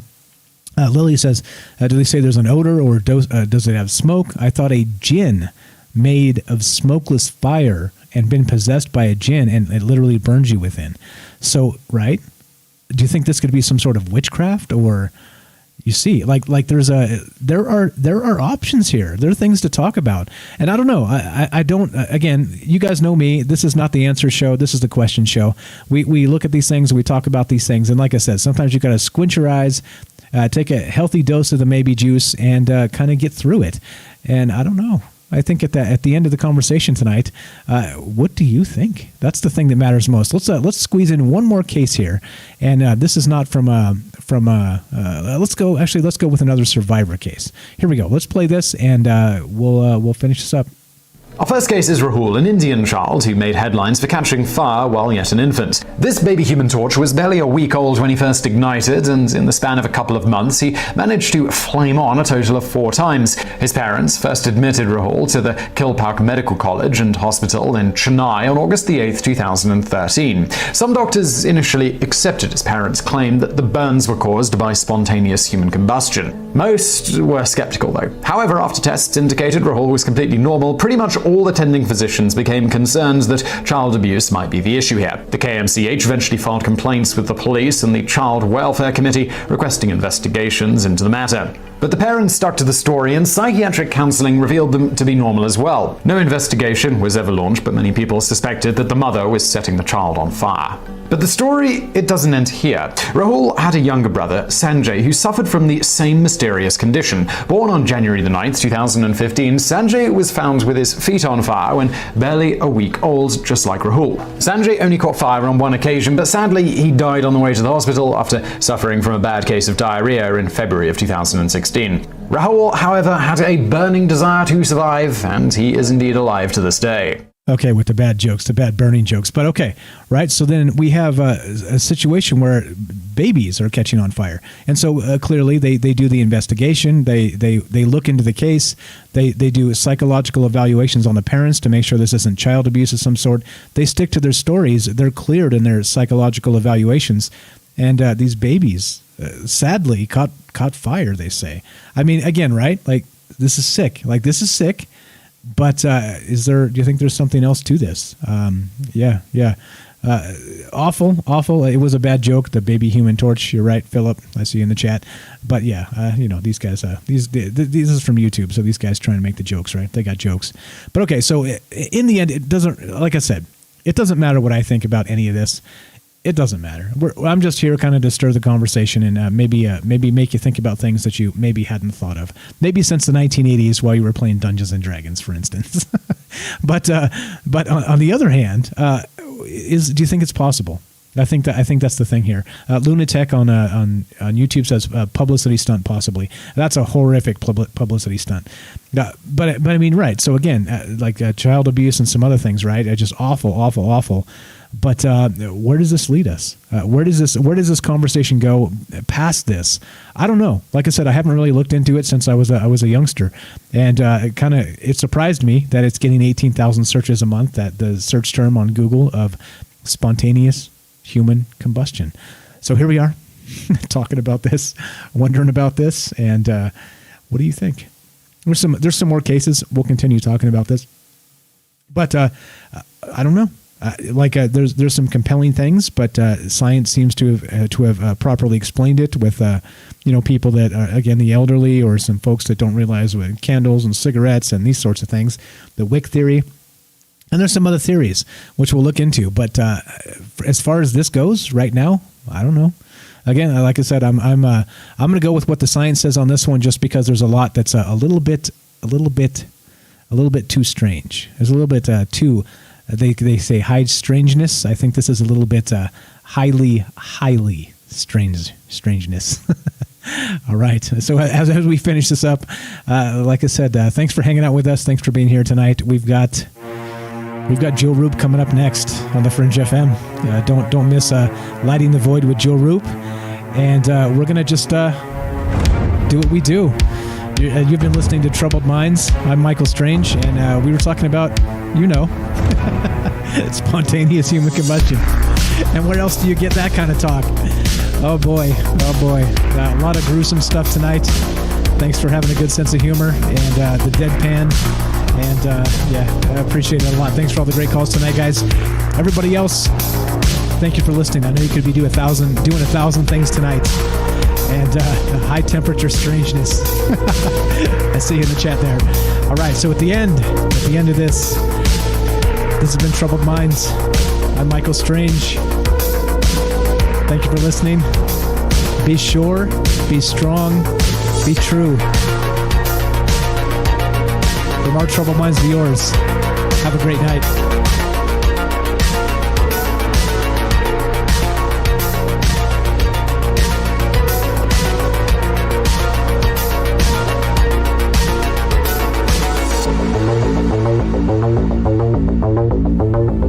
This is Michael Strange from Troubled Minds. Did you hear that scientists recently discovered radio waves coming from Proxima Centauri? Well, I cannot confirm nor deny. We are broadcasting from that neck of the woods. You are listening to KTLK, The Fringe FM.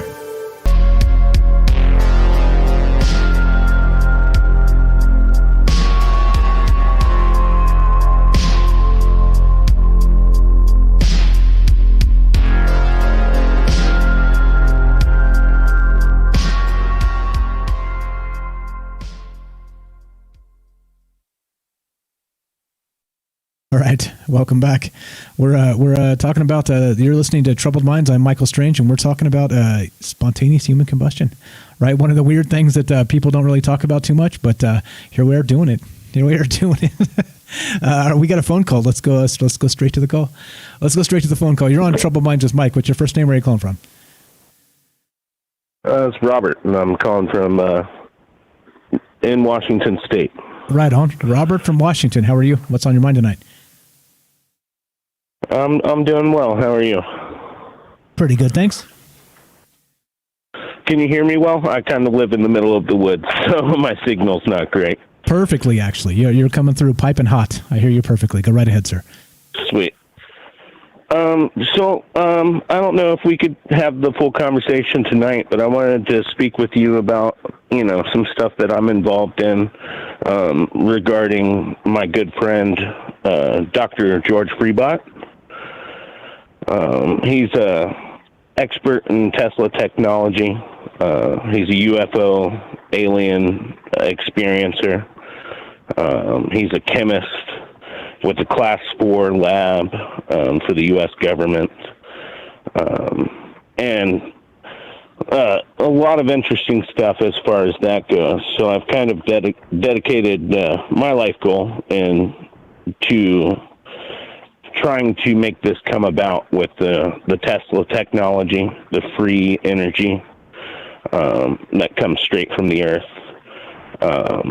He's a doctor of naturopathy as well, and has, healed, over 27 individuals from HIV itself, just through the use of ozone, which was another big thing that Tesla was into. Have you heard about any of this technology? Yeah, so I've actually heard of the Tesla stuff with the free energy and how there's some sort of electromagnetic field on the Earth, and Tesla was supposedly able to tap into that, and he was trying to make it literally, as you described, a free energy source for everybody. So yeah, I am familiar with that, and that as the conspiracy theory goes, Nikola Tesla passed away, and the government came in and took all of his work and his papers and shut down his facilities. So yeah, I mean, you're in the right place for sure, because this is one that kind of goes around in conspiracy circles, and I am familiar with it. The other stuff, right. I don't know who the doctor there is you're talking about, but yeah, I'm familiar with the Tesla stuff for sure. I put a link in your chat there. You can go to hello-earth.com and review a lot of his work and videos and stuff like that. So I guess we'll just dive into it. Dr. George, who I met for other reasons other than the Tesla technology, we've been connected for a long time. And so when he was a child, there was a spacecraft that came down. Him, his brother, and his sisters all experienced the same thing at the same time. They were there for several days, and they were taking things off of the property to build something. George was too scared to go outside, but he did state that they wanted him to go with him. I don't know if they did it verbally or through telepathy or however. His brother went on to create those the war screens that you see in movies, where you can, select things, move them around with your hands. They're usually in the movies glass backed or whatnot. But he actually created that technology from what he learned on the UFO that was on George's property, or his father's property. Dr. George himself, from that point, got really interested in ufology. And throughout that, he contacted an individual. His name is Arthur Matthews. He's a Canadian. Arthur Matthews was Tesla's lab assistant. And a lot of unknown information was passed on to Arthur Matthews. And that was tapped in by Dr. George. From that point forth, he kind of, dedicated his life to naturopathy, because that's one of, the things that comes from the Tesla energy source, is that you can create ozone and things like that here on a ground level. And it's phenomenal in the way that it can cure basically all disease. Cancer, HIV, as I stated, hepatitis C. So that's where he kind of focused his life for a bit of time. When I reconnected with Dr. George, we had a rapid-fire conversation back and forth with like 6 or 8 people in the room, and their jaws were just dropped the whole time. One of those people was his daughter, which I've known since she was 13. And she went to George's wife and said, "I've never heard anybody speak to George like that." And she just replied, "Yeah, Rob's a real smart person," which I can't take credit for, but I appreciate the compliment. But so therefore, I've kind of, me and George were going to work on the project of actually getting Tesla's work done, his great work, what he wanted to do with the free energy exchange.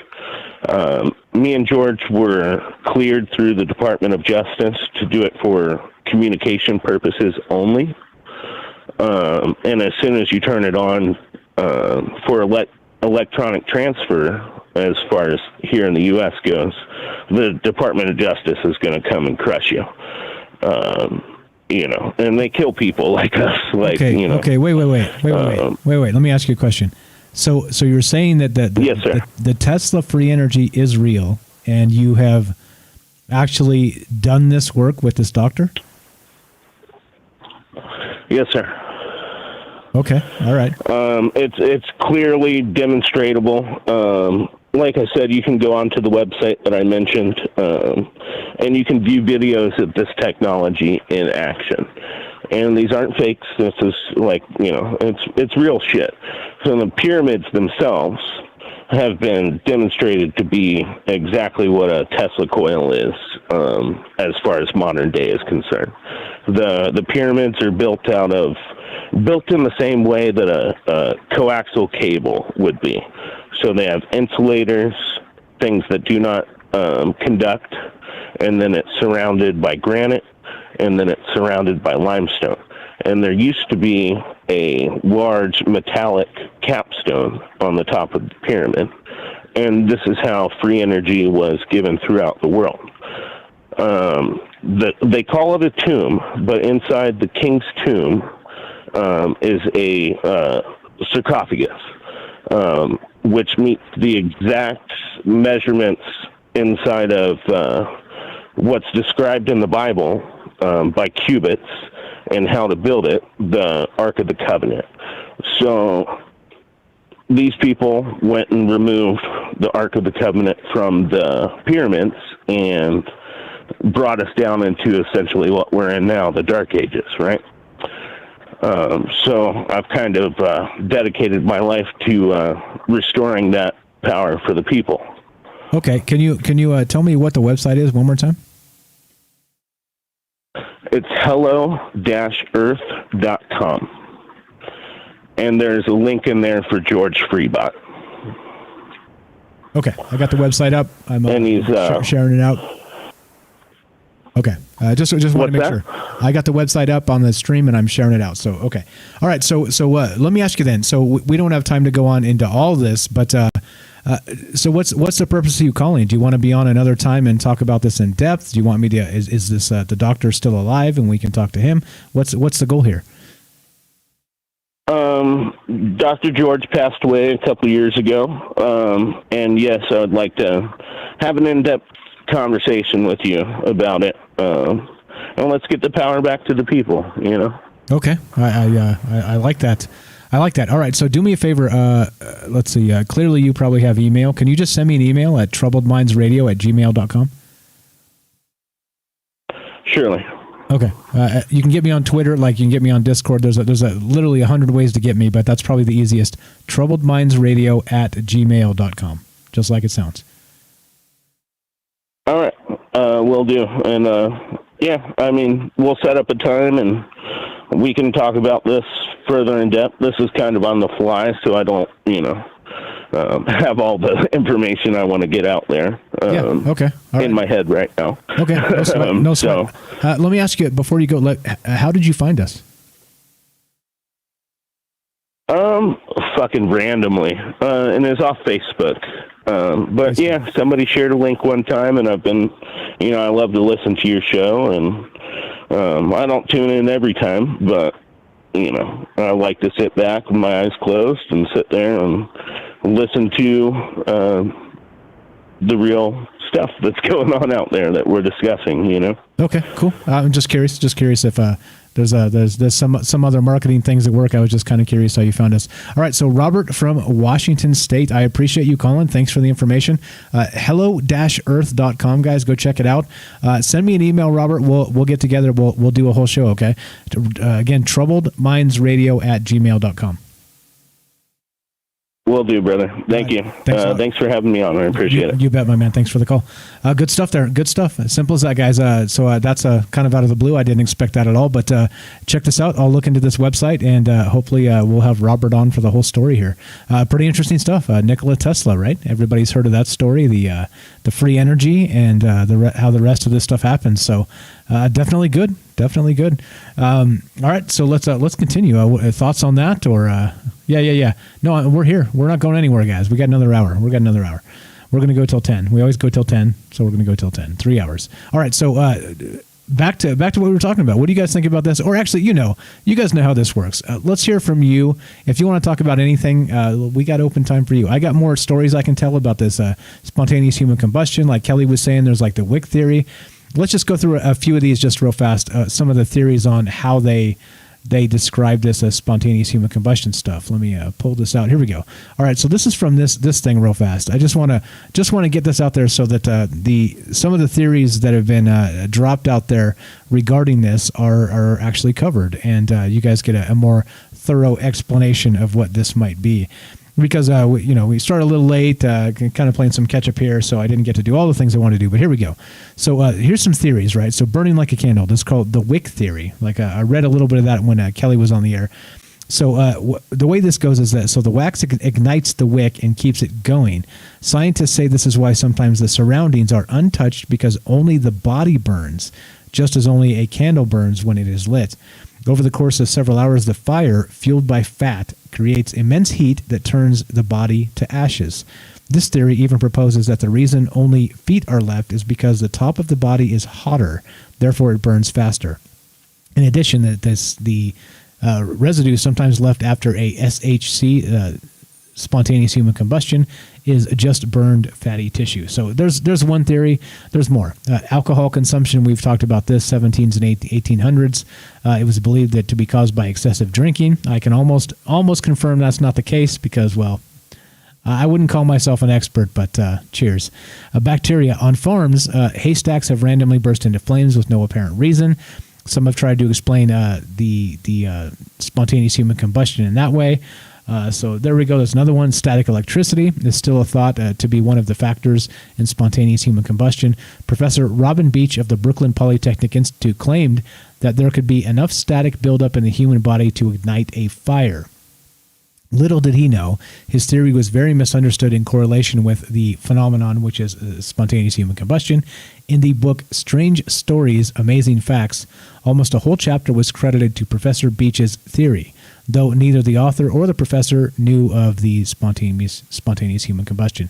When compared to this, some people further speculated that the electric fields within the human body could possibly short circuit, causing a chain reaction that caused internal heat. So here we go, just burning through some of these theories real fast. Sorry for the bad pun.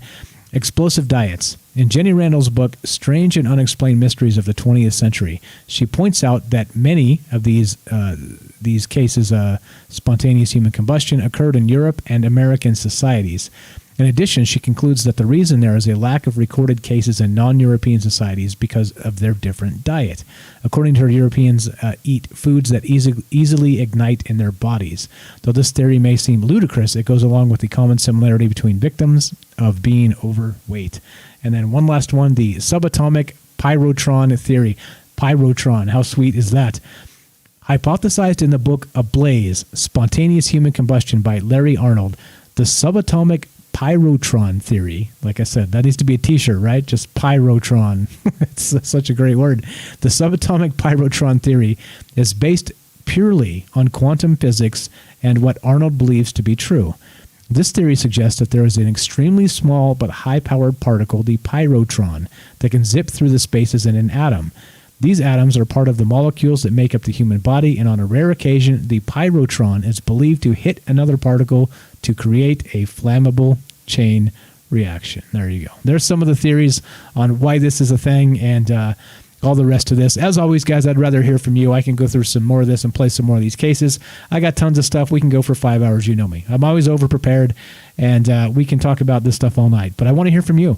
What do you guys think about this? And is this real? Is this like I said? We got to suspend our disbelief here for a little bit sometimes, and drink a bunch of that maybe juice, and talk about some weird stuff. And that's what we're doing tonight. So we'll go to the chat and catch up on that, and looking to hear from you guys. What do you think about this? I know it's a little bit dark.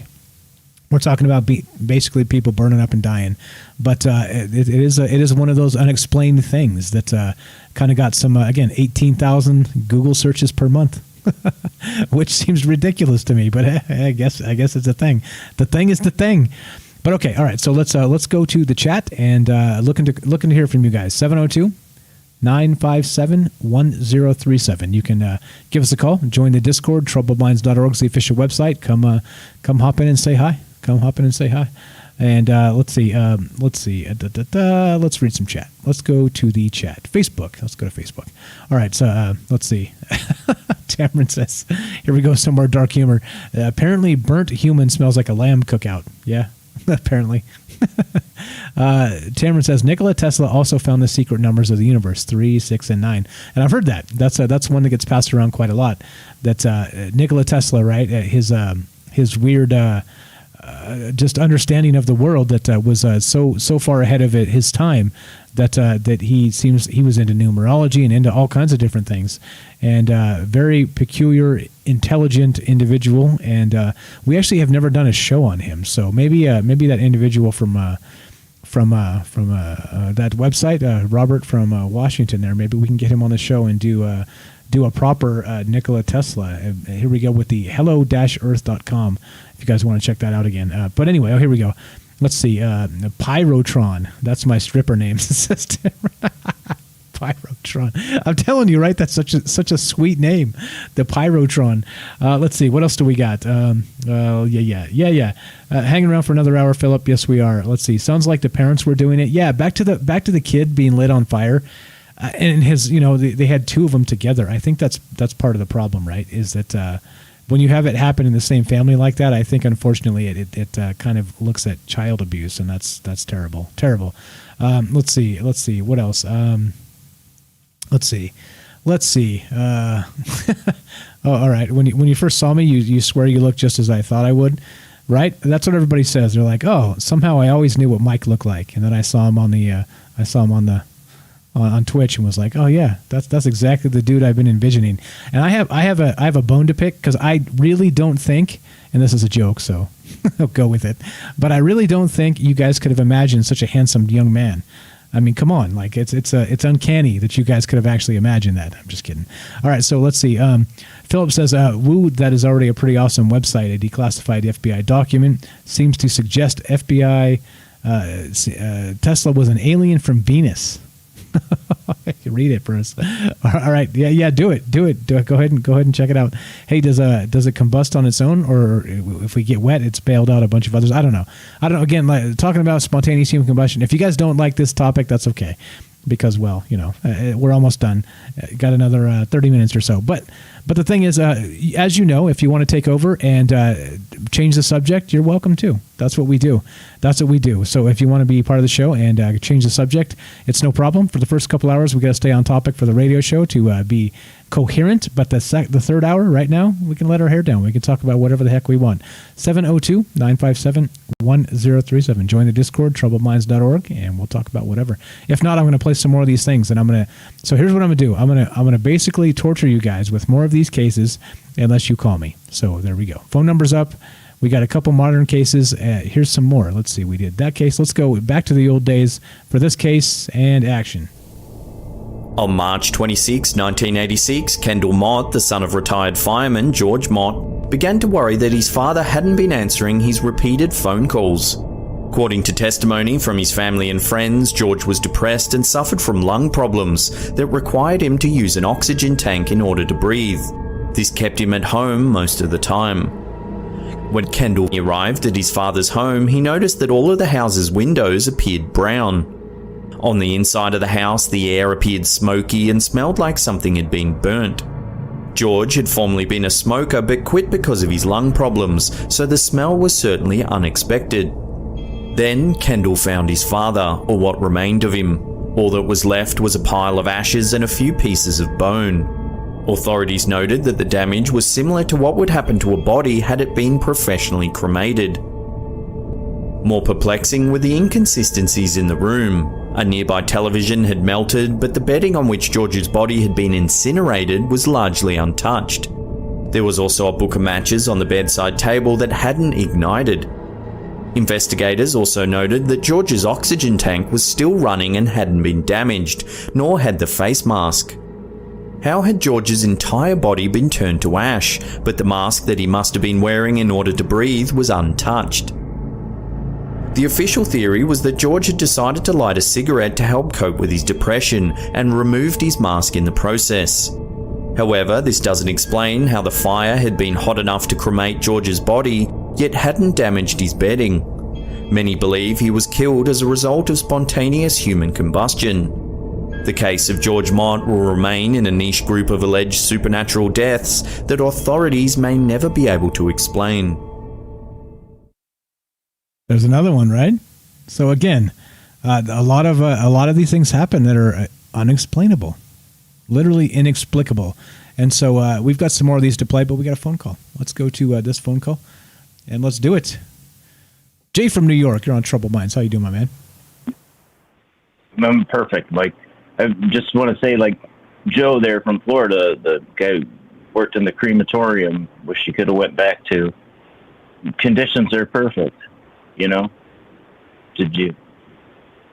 It's got to be possible, you know? I agree with you on the moonshine theory, though, because I've had some stuff that I've watched people put in their cars and drive them. I didn't catch on fire. Yeah. Well, I mean, I think the thing with that is that okay. So now you said possible, and I think the word possible is a very big word, you know. So like we try and scientifically rule everything out as impossible, But I don't know. Like I said, possible is very, very big, and impossible is very, very certain. And so I don't know. Again, like I'm willing to go with the science on most of these and say, maybe a cigarette, the wick theory, this, that, the other thing. But I don't know. What about that dude that was sitting on his couch with his bro? They're about to go on like a fishing trip tomorrow, and they're just having a hell of a time. And he just lights on fire. They didn't want to admit that they were hitting the bowl, and he sucked in a cherry after having a whiff of the moonshine that they got off the farmer down the road. Maybe. No, that again, right? And that's part of lighting farts on fire. I mean, well, that's part of the problem, right? When you're dealing with humans and eyewitness testimony, like those are the types of things that you have to consider. People that maybe someone might be lying just because. Yeah, they don't exactly. Want nobody. Yeah, exactly. Yeah, we were sitting on the couch drinking beers and lighting farts on fire, and next thing we know, Joe was up in smoke. Up in smoke. And we didn't know what to do, so we lied. Yeah, who knows? We hit him with the fire extinguisher 3 times, and he wouldn't go out. You sound like you were there. No, okay, all right. So I'm not going to say that. all right, good. Neither confirm nor deny. All right, so let me ask you then. Hold on. So have you heard of this before tonight?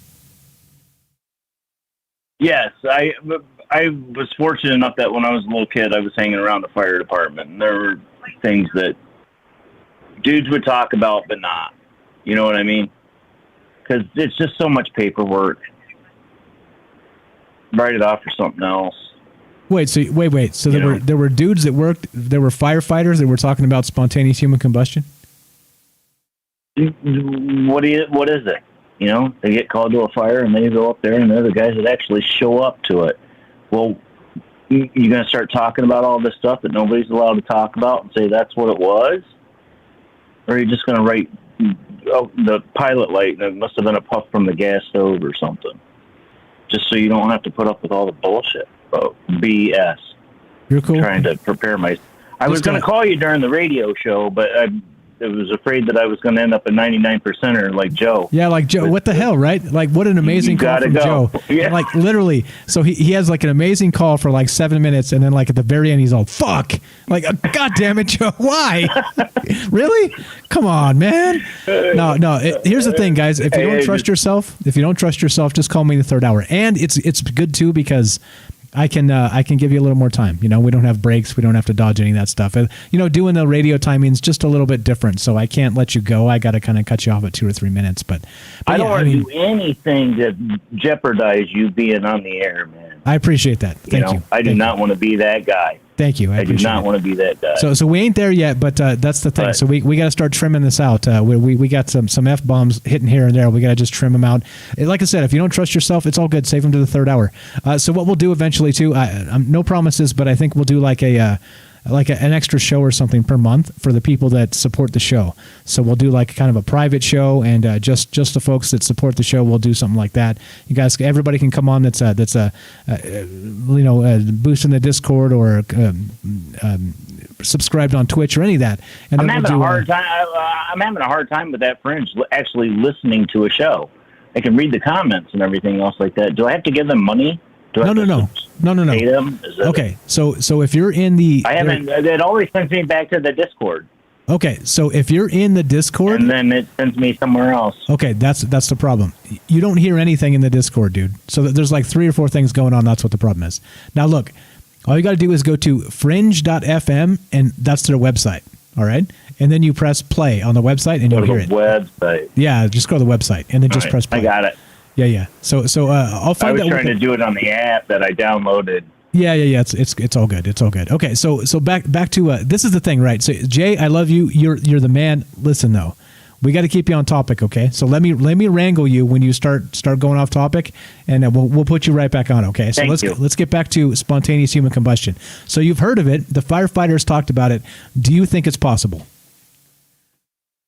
Absolutely. It's got to be. I mean, why would they tighten their tongues and not put it in the report? Then you got the 2-3 guys that actually went in there that wouldn't sign it. No, that's not what happened. Everybody else put it down in the report. That's fine. Everybody else did. I'm not doing it. But they They clearly believed something was weird and that was a possible thing, eh? Absolutely. But the thing is, though, it's just for the sheer fact of paperwork, you got 8 guys that wrote down this, and you got 2 guys that say, well, we were the guys in there, and I'm not signing it. Yeah, all right. So they don't want to do the paperwork. They don't want to do the paperwork. Well, because then you're just like the whole thing with the police brutality and shit. They just don't want to do the paperwork. Yeah, and then you're Fox Mulder, right? Like you're like the firefighter that's Fox Mulder. They're like, oh, it's spooky over there, right? Yeah. No, don't go in there. Yeah, exactly. There you have it. All right, so I didn't see anything. Okay, so let me ask you. So while we got you on the phone, did you play D&D in the 80s? Dungeons and Dragons? Only in winter campouts. Only in winter campouts when we were in the Boy Scouts. So that's when we played it. Okay, and did you? And I always lost because I was a risk taker. Yeah, man, you got to go feed yourself. I was the guy that did the first hour, so I was out there getting the firewood. Hey, the dragons got to eat. The dragons got to eat, man. And that was always me. Always. Okay, all right. So like an hour. Okay, so the comment of the night was that I was afraid while I was playing D&D, I was going to spontaneously combust. Did that ever cross your mind? That was the whole, you're going to church and you're playing games like that, That's devil games. You shouldn't do that. I mean, that was one of the things they talked to you about, when you were in the youth groups at church and stuff like that. You shouldn't be doing stuff like, playing with the devil, giving him power and blah, blah, blah. Yeah, I got you. I understand. But when I went camping with the Boy Scouts once a month in the wintertime, that's what we played. Was Dungeons and Dragons, and I always got ate by the dragon first, and was out there collecting firewood for the night. Like I said, man, the dragon's got to eat. The stars. The dragon. If the dragon doesn't eat, there's no adventures for tomorrow. So you were doing a service. All right. Jay, you're the best. Hey, look, if you can't hold the F-bombs, just call me in the third hour. I'll give you 10 minutes. You can talk about whatever you want. Okay. I've been practicing. I've been practicing. That's why I call you after you're off the radio. Yeah, well, this is the thing. It's like a Zen thing. I didn't make it today, did I? Did I get all the way through? No, hell no. You had a couple F-bombs drop. But this is the thing. It's like a Zen thing, right? It's like you gotta just get yourself in a moment and be professional and think professional and then go. Anyway, it's okay. You're the best. I appreciate you, Jay. Thank you for calling me tonight. Thank you for listening. As always, thanks for all the great chat. Thanks for the enthusiasm. Be safe, my friend. Have a good night, Mike. Thanks a lot. You too. As simple as that. Jay from New York. Look at that. You want to be part of the show? What do you guys think? Have you heard of this spontaneous human combustion? 702-957-1037. We'll put you on the show. And you can talk to me, talk to whoever might be listening. Did you play Dungeons and Dragons in the 80s? It's a little bit of a digression on the conversation, but it's related, is it not? With the satanic panic. Like Jay said, you don't want to give the devil the power, so you don't do devil things. Right? Like they told us the Dungeons and Dragons in the 80s was of the devil. But yeah, so what's up? Penny says, I think it's because the chemicals in the body mix, but how and why is the question. That's okay. Penny says, I would ring if my chest wasn't bad. Feel better. Holy smokes, Penny. Holy smokes. Get your rest in. It's come on now. Feel better. How's Jack, by the way? Is Jack better? Is everybody? Please be getting better. I think I may have to go take a COVID test, to be perfectly honest. I have like a little scratch in my throat, and they got the like paranoia up in you, I don't know. We'll see what's going on, but we'll see. Yeah, whatever. Anyway, here's an article from the 13thfloor.tv. Spontaneous human combustion, the oddest way to die. And there's some stuff in here, right? There's some stuff in here. So you're sitting at home, you're alone, you're lonely. No, I'm not going to read this. All right. So anyway, there's a lot of links here. I'm going to drop these in the chat, and I would have read one of these to start because some of these intros are really fantastic. But yeah, we started late. They were running late on the radio. What are you gonna do? What are you gonna do? Let's see. William says Brooke Shields gave me a different kind of combustion. Brooke Shields. That's going back. Anyway, looking to hear from you guys. Just talking about whatever tonight. This was meant to be kind of a funny show, like an oddity type of show. So if you guys want to digress and get into other things, that's okay. I'm totally okay with that. Let's see. Penny says Jack is getting better slowly. Thank you. Yeah, it's okay. Like I said, don't feel bad about not calling if you're sick. Just get better. I appreciate that. It's a chicken pox like illness similar to measles. Yeah, that's not good. Yeah, Brooke Shields. Everybody remember Brooke Shields? A different type of combustion in the 80s. Darren says that's gross. Yeah, I mean, yeah, well, it was the 80s after all. Geez. What's up? Caesar says, Black Sabbath fairies wear boots. What are you talking about? Call me 702-957-1037. Going to play some more of these cases talking about spontaneous human combustion tonight. Like I said, kind of every once in a while you kind of got to do like a silly show, kind of the hefty helping of the maybe juice and suspend your disbelief and look at some of these things, regardless of what the mainstream narrative is. That's what we do here anyway. But yeah, you know what it is, right? Here we go. I'm going to link this stuff again from the Ministry of Truth, which of course is the Wikipedia regarding spontaneous human combustion. There's some other good stuff here. So let's play a couple more clips. Again, just kicking it. If you guys would rather talk about anything else, you're definitely welcome. We can certainly digress tonight and turn this into whatever we want to turn it into. The third hour is our time, so we're going to go 2 hours on the narrative, and then we'll as you know, I'd prefer to listen to you guys than to hear myself talk. So here we go. Let's go another one. Let's go to a survivor case from the modern times. Let's play this action.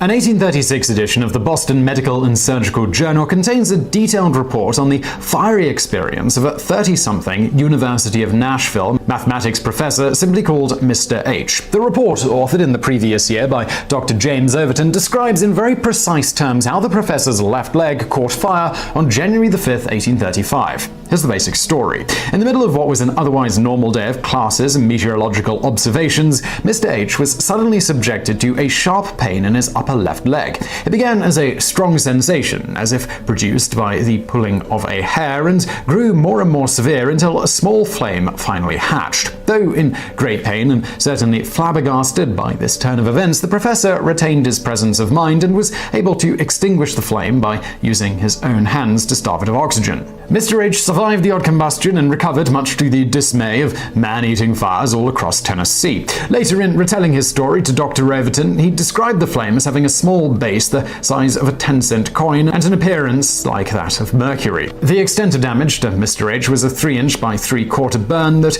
was inflicted on his leg. His trousers suffered no damage at all. However, his drawers sported a brand new hole in the exact size and shape of the wound described. I suppose this is a small price to pay for a lifetime of being able to introduce yourself as, "Hello, I'm Professor H. I once caught fire for no reason, so I put it out with my bare hands because I am the destroyer of fire." A destroyer of fire. These guys on YouTube with their jokes. With the jokes, right? The burning babies. Or what do you say? What was that joke? Anyway, it was sick. It was a sick joke. Anyway, all right. So talking about spontaneous human combustion, guys, going to play a few more of these clips. Rather talk to you. Have you heard of this? Penny says, I've not heard of anyone mention spontaneous human combustion for years, so it's good to talk about it. Thank you. Again, just kind of going through some of the ideas for the shows. So I got to kind of, you got to stretch the legs a little bit sometimes. You got to go outside the box. And so here we are. But I want to know what you think. Is it something you've thought about recently? Have you heard about it? Is it all the rest of that? Do you believe it's real?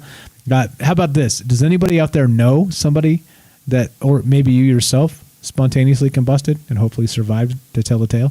I'd love to hear it. 702-957-1037. I jest, of course. Troubledminds.org. Click the Discord link. Get in here and let's talk about it.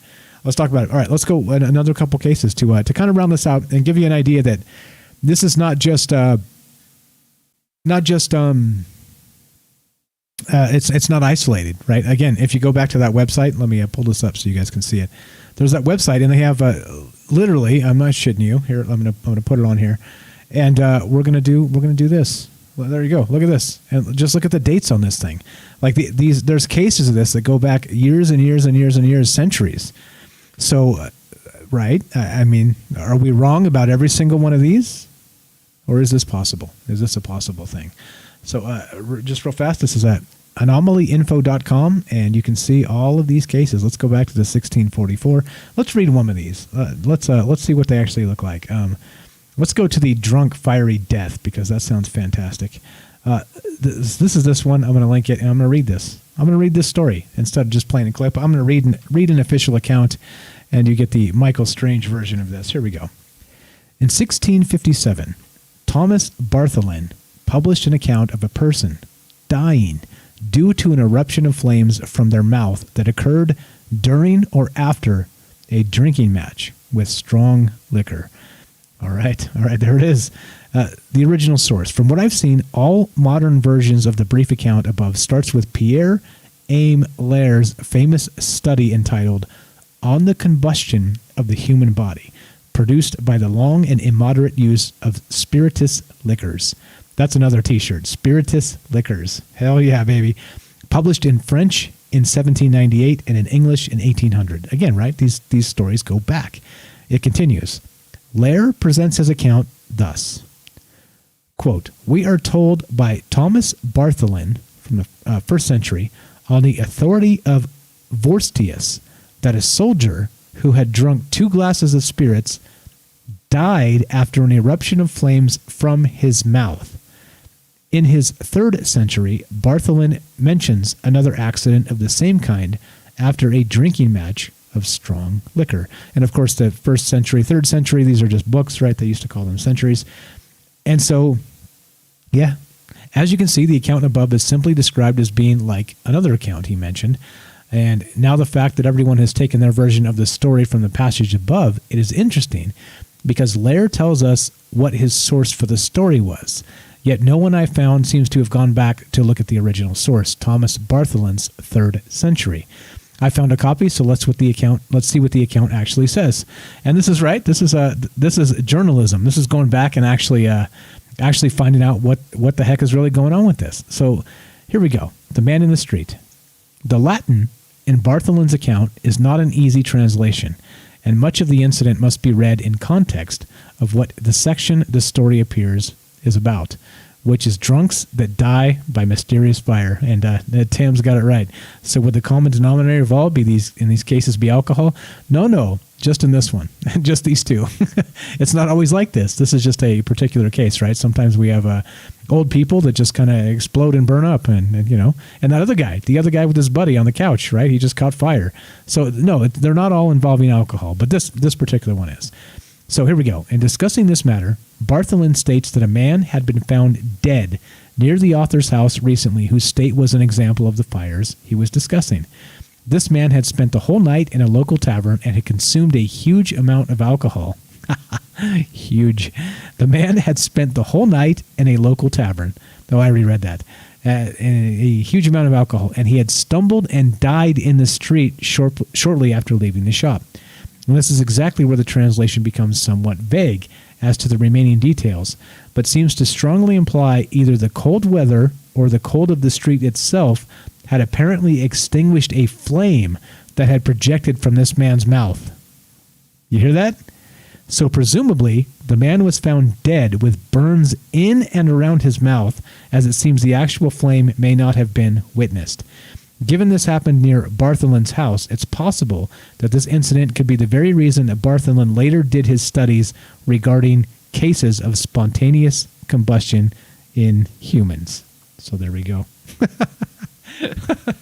Oh boy, that's what I'm saying, right? So check out this website. There's again, like, it's account after account after account, and it's all the way back from. Let's go to the very first one. 163 BC. Let's read this. This is more fun going back into the oldest of the old days. Now, this is called Fire Breathing Bull. All right, the Michael Strange version, which is some chuckling and some alcohol jokes thrown in the middle. Here we go. Fire Breathing Bull. The legend is this. In the time of Roman consuls T. Gracchus and M. Juventus, a flame came out of a bull's mouth without hurting the beast, by not finding any resistance to its way. Da-da-da! Yeah, too little. The above quote is taken from the 1745 study of spontaneous human combustion by Paul Rowley, the first study of the subject ever written, and Rowley does not mention his source for this account, which is annoying. Straight from the website here. T. Sempronius Gracchus and M. Juventus Fauna were consuls together only in the year 163 BCE. So they were able to trace back that far, all right? That's good. Hence, the time set for this event.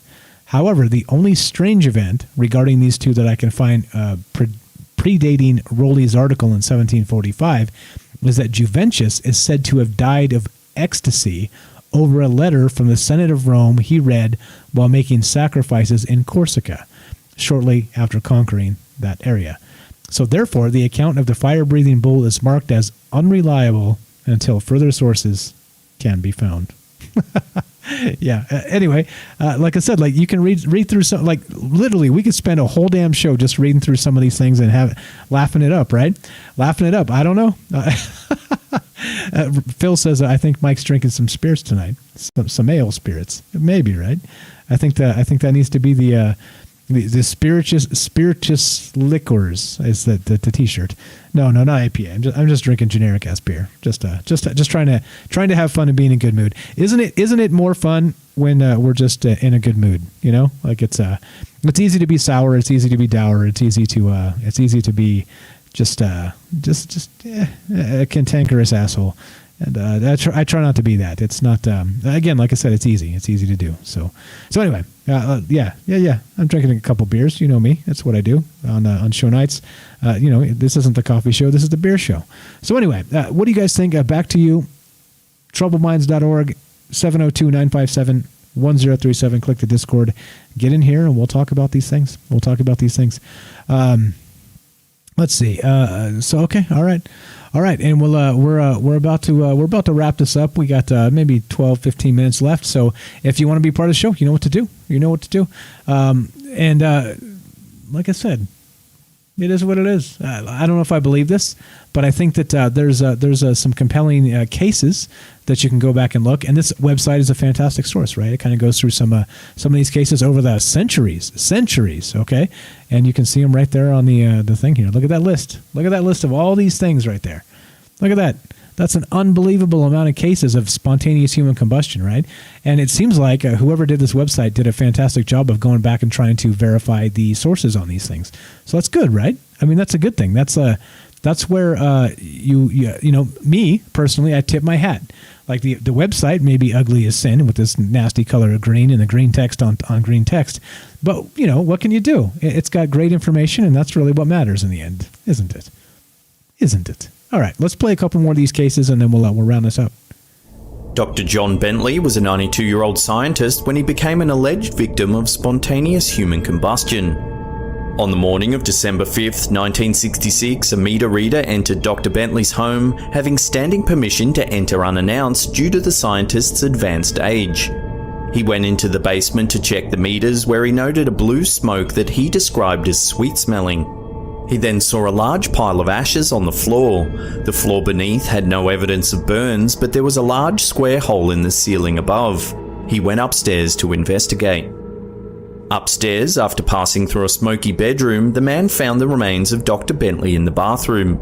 All that he found was a pile of ashes and the lower half of the scientist's right leg, the foot still clad in a slipper. He quickly called for help, panicked at the sight, but clearly Dr. Bentley was beyond saving. There were numerous theories about the death. Some speculated that Dr. Bentley had set himself alight with his pipe. However, the pipe was found unlit on the bedside table. Others noted that the man's clothing were found smouldering in the bathtub, leading him to believe that his clothes had caught fire from the matches in the pocket. They asserted that Dr. Bentley had likely awoken to find his clothes on fire, run to the bathroom and remove the robe, but died before being able to put out the fire. However, a fire hot enough to fully cremate the scientist's body was unlikely to have been started by a random spark to an unlit match. Right. So we have, again, case after case that are peculiar, right? Like you can't totally explain it away as just a standard accident because, fires kind of typically don't work that way, right? If there's a fire, I mean, like just think of it in terms of like a house burning down, right? So if you fall asleep in bed with a cigarette, odds are you're going to burn down the house, right? So if it's going to kill you, it's probably going to burn down the house. But part of what we're seeing here is instead, that's not the case in many of these, is instead the person burns up into a bunch of ashes, but the area around them is mostly undisturbed and unburned. So I think that's right. Again, peculiar. And again, go back hundreds of years, and there's accounts after account after account, dozens of these things. So what does it mean? I don't know. Again, like I said, I'm not trying to convince you this is the case. I'm just kind of perplexed at how some of this is what it is. A couple more modern accounts. Again, I'd rather talk to you guys, 702-957-1037, and let's play some of these. Looking to talk to you instead. 10 minutes left. You got time's a ticking. Action. January 1932, a cold winter day in Bladdenboro, North Carolina. Charles Williamson was downstairs listening to the radio and probably wishing television would hurry up and get to the market when his wife's cotton dress went up in flames. Her screams of terror brought Charles and their daughter to the rescue, and together they were able to tear the dress off her before it was too late. Though Mrs. Williamson wasn't hurt, the dress was reduced to, well, not being a dress anymore. This was just the beginning of 4 days of bizarre combustions.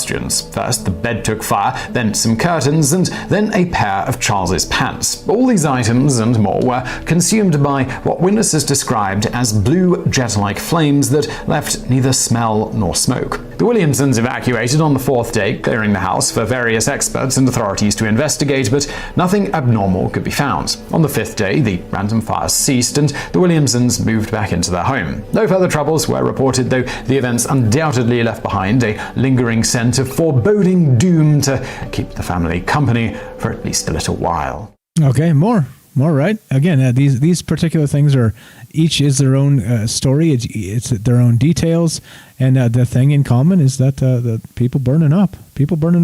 Williams says, "I was wondering if the ancient people encountered this phenomenon and what is their explanation." And there we go. There's one of them from the old days. We read that one from way back. Brian says, "My son, ask for thyself another kingdom for which thou I offer to ye. It is too great." What's up, Brian? Thanks for being here. Robert's, what's up, Robert? Says, "Evil is easy, however, it is weak. Love is harder to deal with, but it is well stronger than evil." Do I have that clip? Where's the clip? Damn it, I need to move all the clips over. Yes, you are right. I had a sweet clip that kind of echoes that. I see you on Boop Troop. What's a Boop Troop? What's up, homie?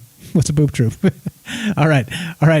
One more. We're going to play another one or two. Again, if you guys have final thoughts on this, love to hear from you. 702-957-1037. I'm Michael Strange. This is Troubled Minds. I'm me and you're you, and we're just we're talking, having a good time, just kicking it here, trying to wrap our mind around the bizarre things in the universe, and spontaneous human combustion seems to be one of them. So we'll play another one or two of these, and then we'll wrap it all the way back to the beginning. And one of the very first modern, in the last few hundred years, descriptions of where this spontaneous human combustion came from. One more, action. The last 3 cases of survival on our list all come from Jan Bonderson's A Cabinet of Medical Curiosities. They're brief and obscure, but they're also some of the most peculiar accounts we came across while researching this video. For example, this 18th century tale of an unfortunate woman with a bad case of flammable panties. According to the clergyman Giuseppe Bianchini, there was a certain physician by the name of Frilas who was employed by the Archbishop of Toledo, Spain. As Bianchini testified, the doctor's wife suffered from an odd kind of chronic perspiration, the kind of sweat that burns. It got to the point that her undergarments would catch on fire whenever they were exposed to the air, and flames would shoot out like grains of gunpowder. No word on whether this was a boon or bad fortune for the couple's sex life. Okay, there we go. More jokes, right? 2 more, and then we're going to finish up. Again, rather hear from you, 702-957-1037, action. Apparently, 19th century Scandinavian folk medicine had a fairly disgusting prescription for spontaneous combustion, and that would be human urine, preferably that from a woman. It makes perfect sense. Anyway, a tale from Sweden introduces us to a drunkard named Zacharias who burst into blue flame while lying in bed. This Zacharias must have still been lovable despite his boozing ways, for his wife promptly relieved herself on him and her husband of the situation. After this, the story concludes he did not drink aquavit anymore. Good call. Good call. All right. You see, these are old ones, old tales, like 1700s here. So again, right, like this is kind of going back, and there are some circumstances that seem to be dubious, and it's sometimes clearly obvious what probably happened, but in other cases it's not so obvious. And so let's start back at the beginning. And this is the first modern one that I could find at the account of this, and then we'll finish this up. Troubled Minds, I'm Mike. We're talking about spontaneous human combustion. Last one, action. Our final entry dates back to the early 16th century, and it is possibly the first recorded case of spontaneous human combustion. One fine Sunday in Rowland, Norway, a person by the name of Gamp Savre was just leaving church when he came across a drunk blacked out on the ground with blue flames shooting from his mouth. So he did the only proper thing an honest parson in a situation could do: he pissed on the guy. However, the drunkard, not being privy to this generally accepted treatment for spontaneous combustion, took offense to the action. And unfortunately for the well-intentioned priest, so did the rest of the congregation who witnessed it, and thus did Gamp Savre's life come to an end with a violent mob of churchgoers and at least one alcoholic chasing him down and beating him senseless with a candlestick taken from his own altar. And if you're wondering, yes, the drunk man, he survived. Okay, there you go. So I guess the going back to the oldest tale that we can verify is that if you find somebody that's spontaneously combusting, you urinate on them. All right. Just I think in closing that probably brings us to a fantastic stopping point here. What do you guys think? Again, like I said, sometimes you got to drink the maybe juice and have a little bit of fun, and that's what we did tonight. And that's what we do. That's what we do on this show. We'll be back. We're going to continue doing this. They're apparently really enjoying us on the Fringe FM. So we're a hit over there. So you guys keep doing you. I'll keep doing me. We'll keep being us together, and this will keep being awesome. I appreciate it a lot. All of you that show up and listen, even lurk and don't chat, I appreciate it. I see you there. The people that are chatting, the people that are calling, the people that are supporting the show on Twitch with the subscribing to the thing, like unbelievable. Like I said, I'm honored. I feel blessed. Thank you so much. I can't say thank you enough. We're going to take this sucker to the top, okay? Be sure to spread the word. Be sure to let people know, hey, there's some good conversations that go around. We like to laugh at ourselves, and it's okay. And we like to talk about crazy things. And because you do all those doesn't make you yourself crazy. It's right? It's a scientific fact. So they say. So they say. All right. So that's the deal. As you know, if you want to follow up on any of these links, I'm transparent. I'm going to show you all the sources where I got this stuff. Check out the YouTube video just after the show. I upload them right after because it's how I get my browser back. It's how I'm very consistent because I have like 50 tabs open.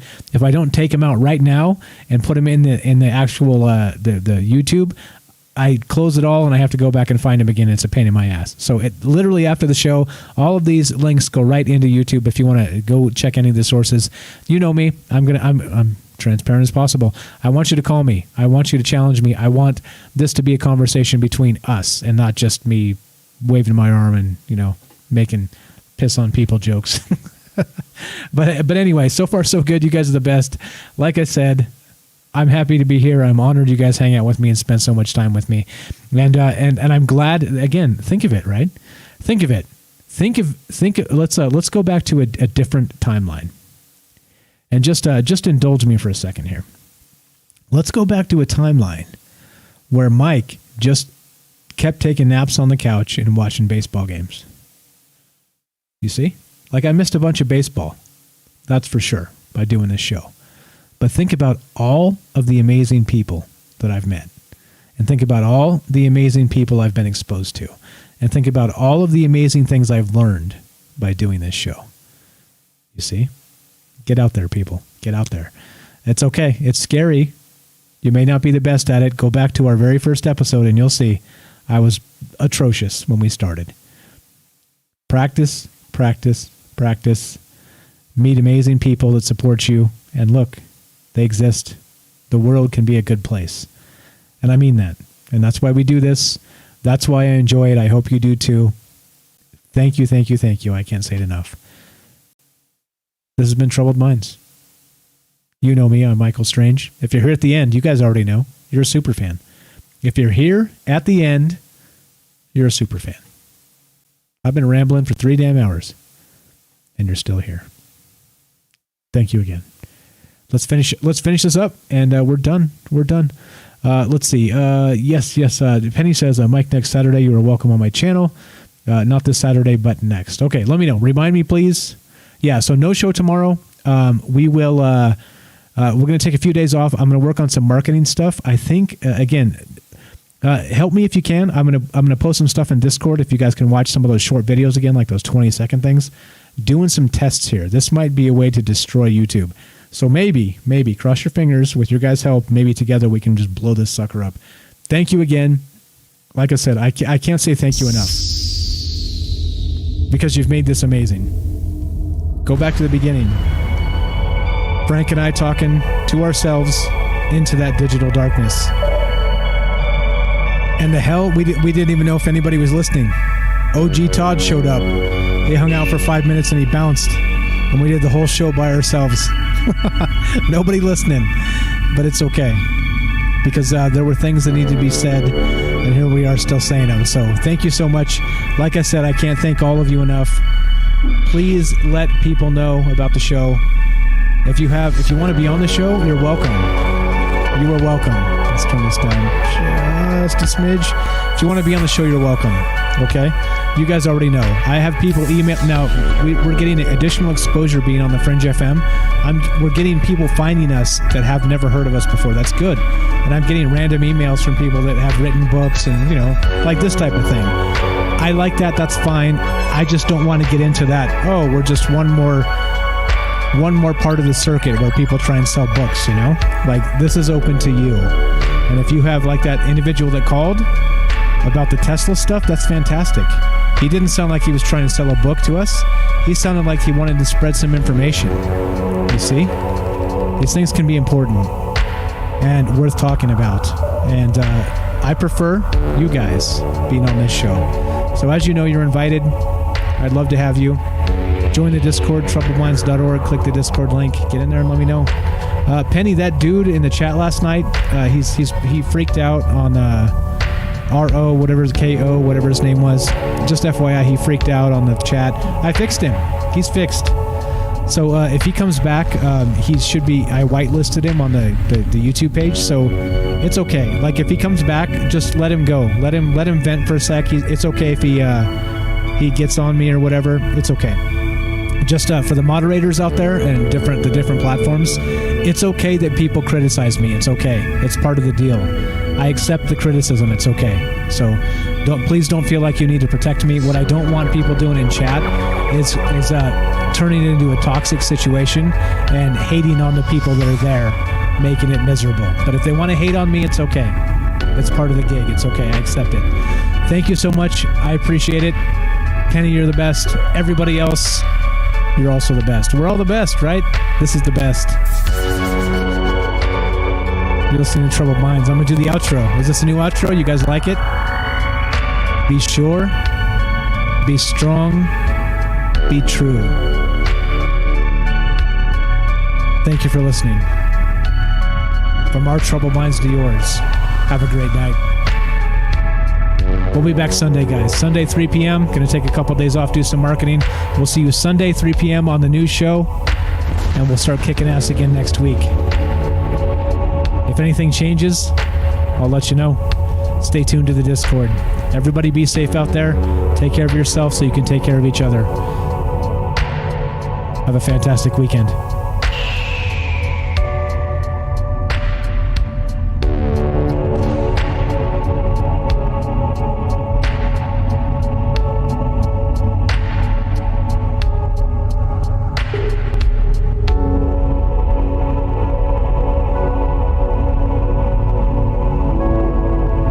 Oh yeah, real quick. This weekend, if you guys can, put on the Fringe FM, even if you're not listening. Remember, it's the ratings game. Let's pump this sucker up. Put the volume down. Let the thing roll. If you got unlimited data, it does help. I appreciate it. Thank you so much. We'll see you Sunday, 3 p.m. for the news show. Have a great weekend, guys.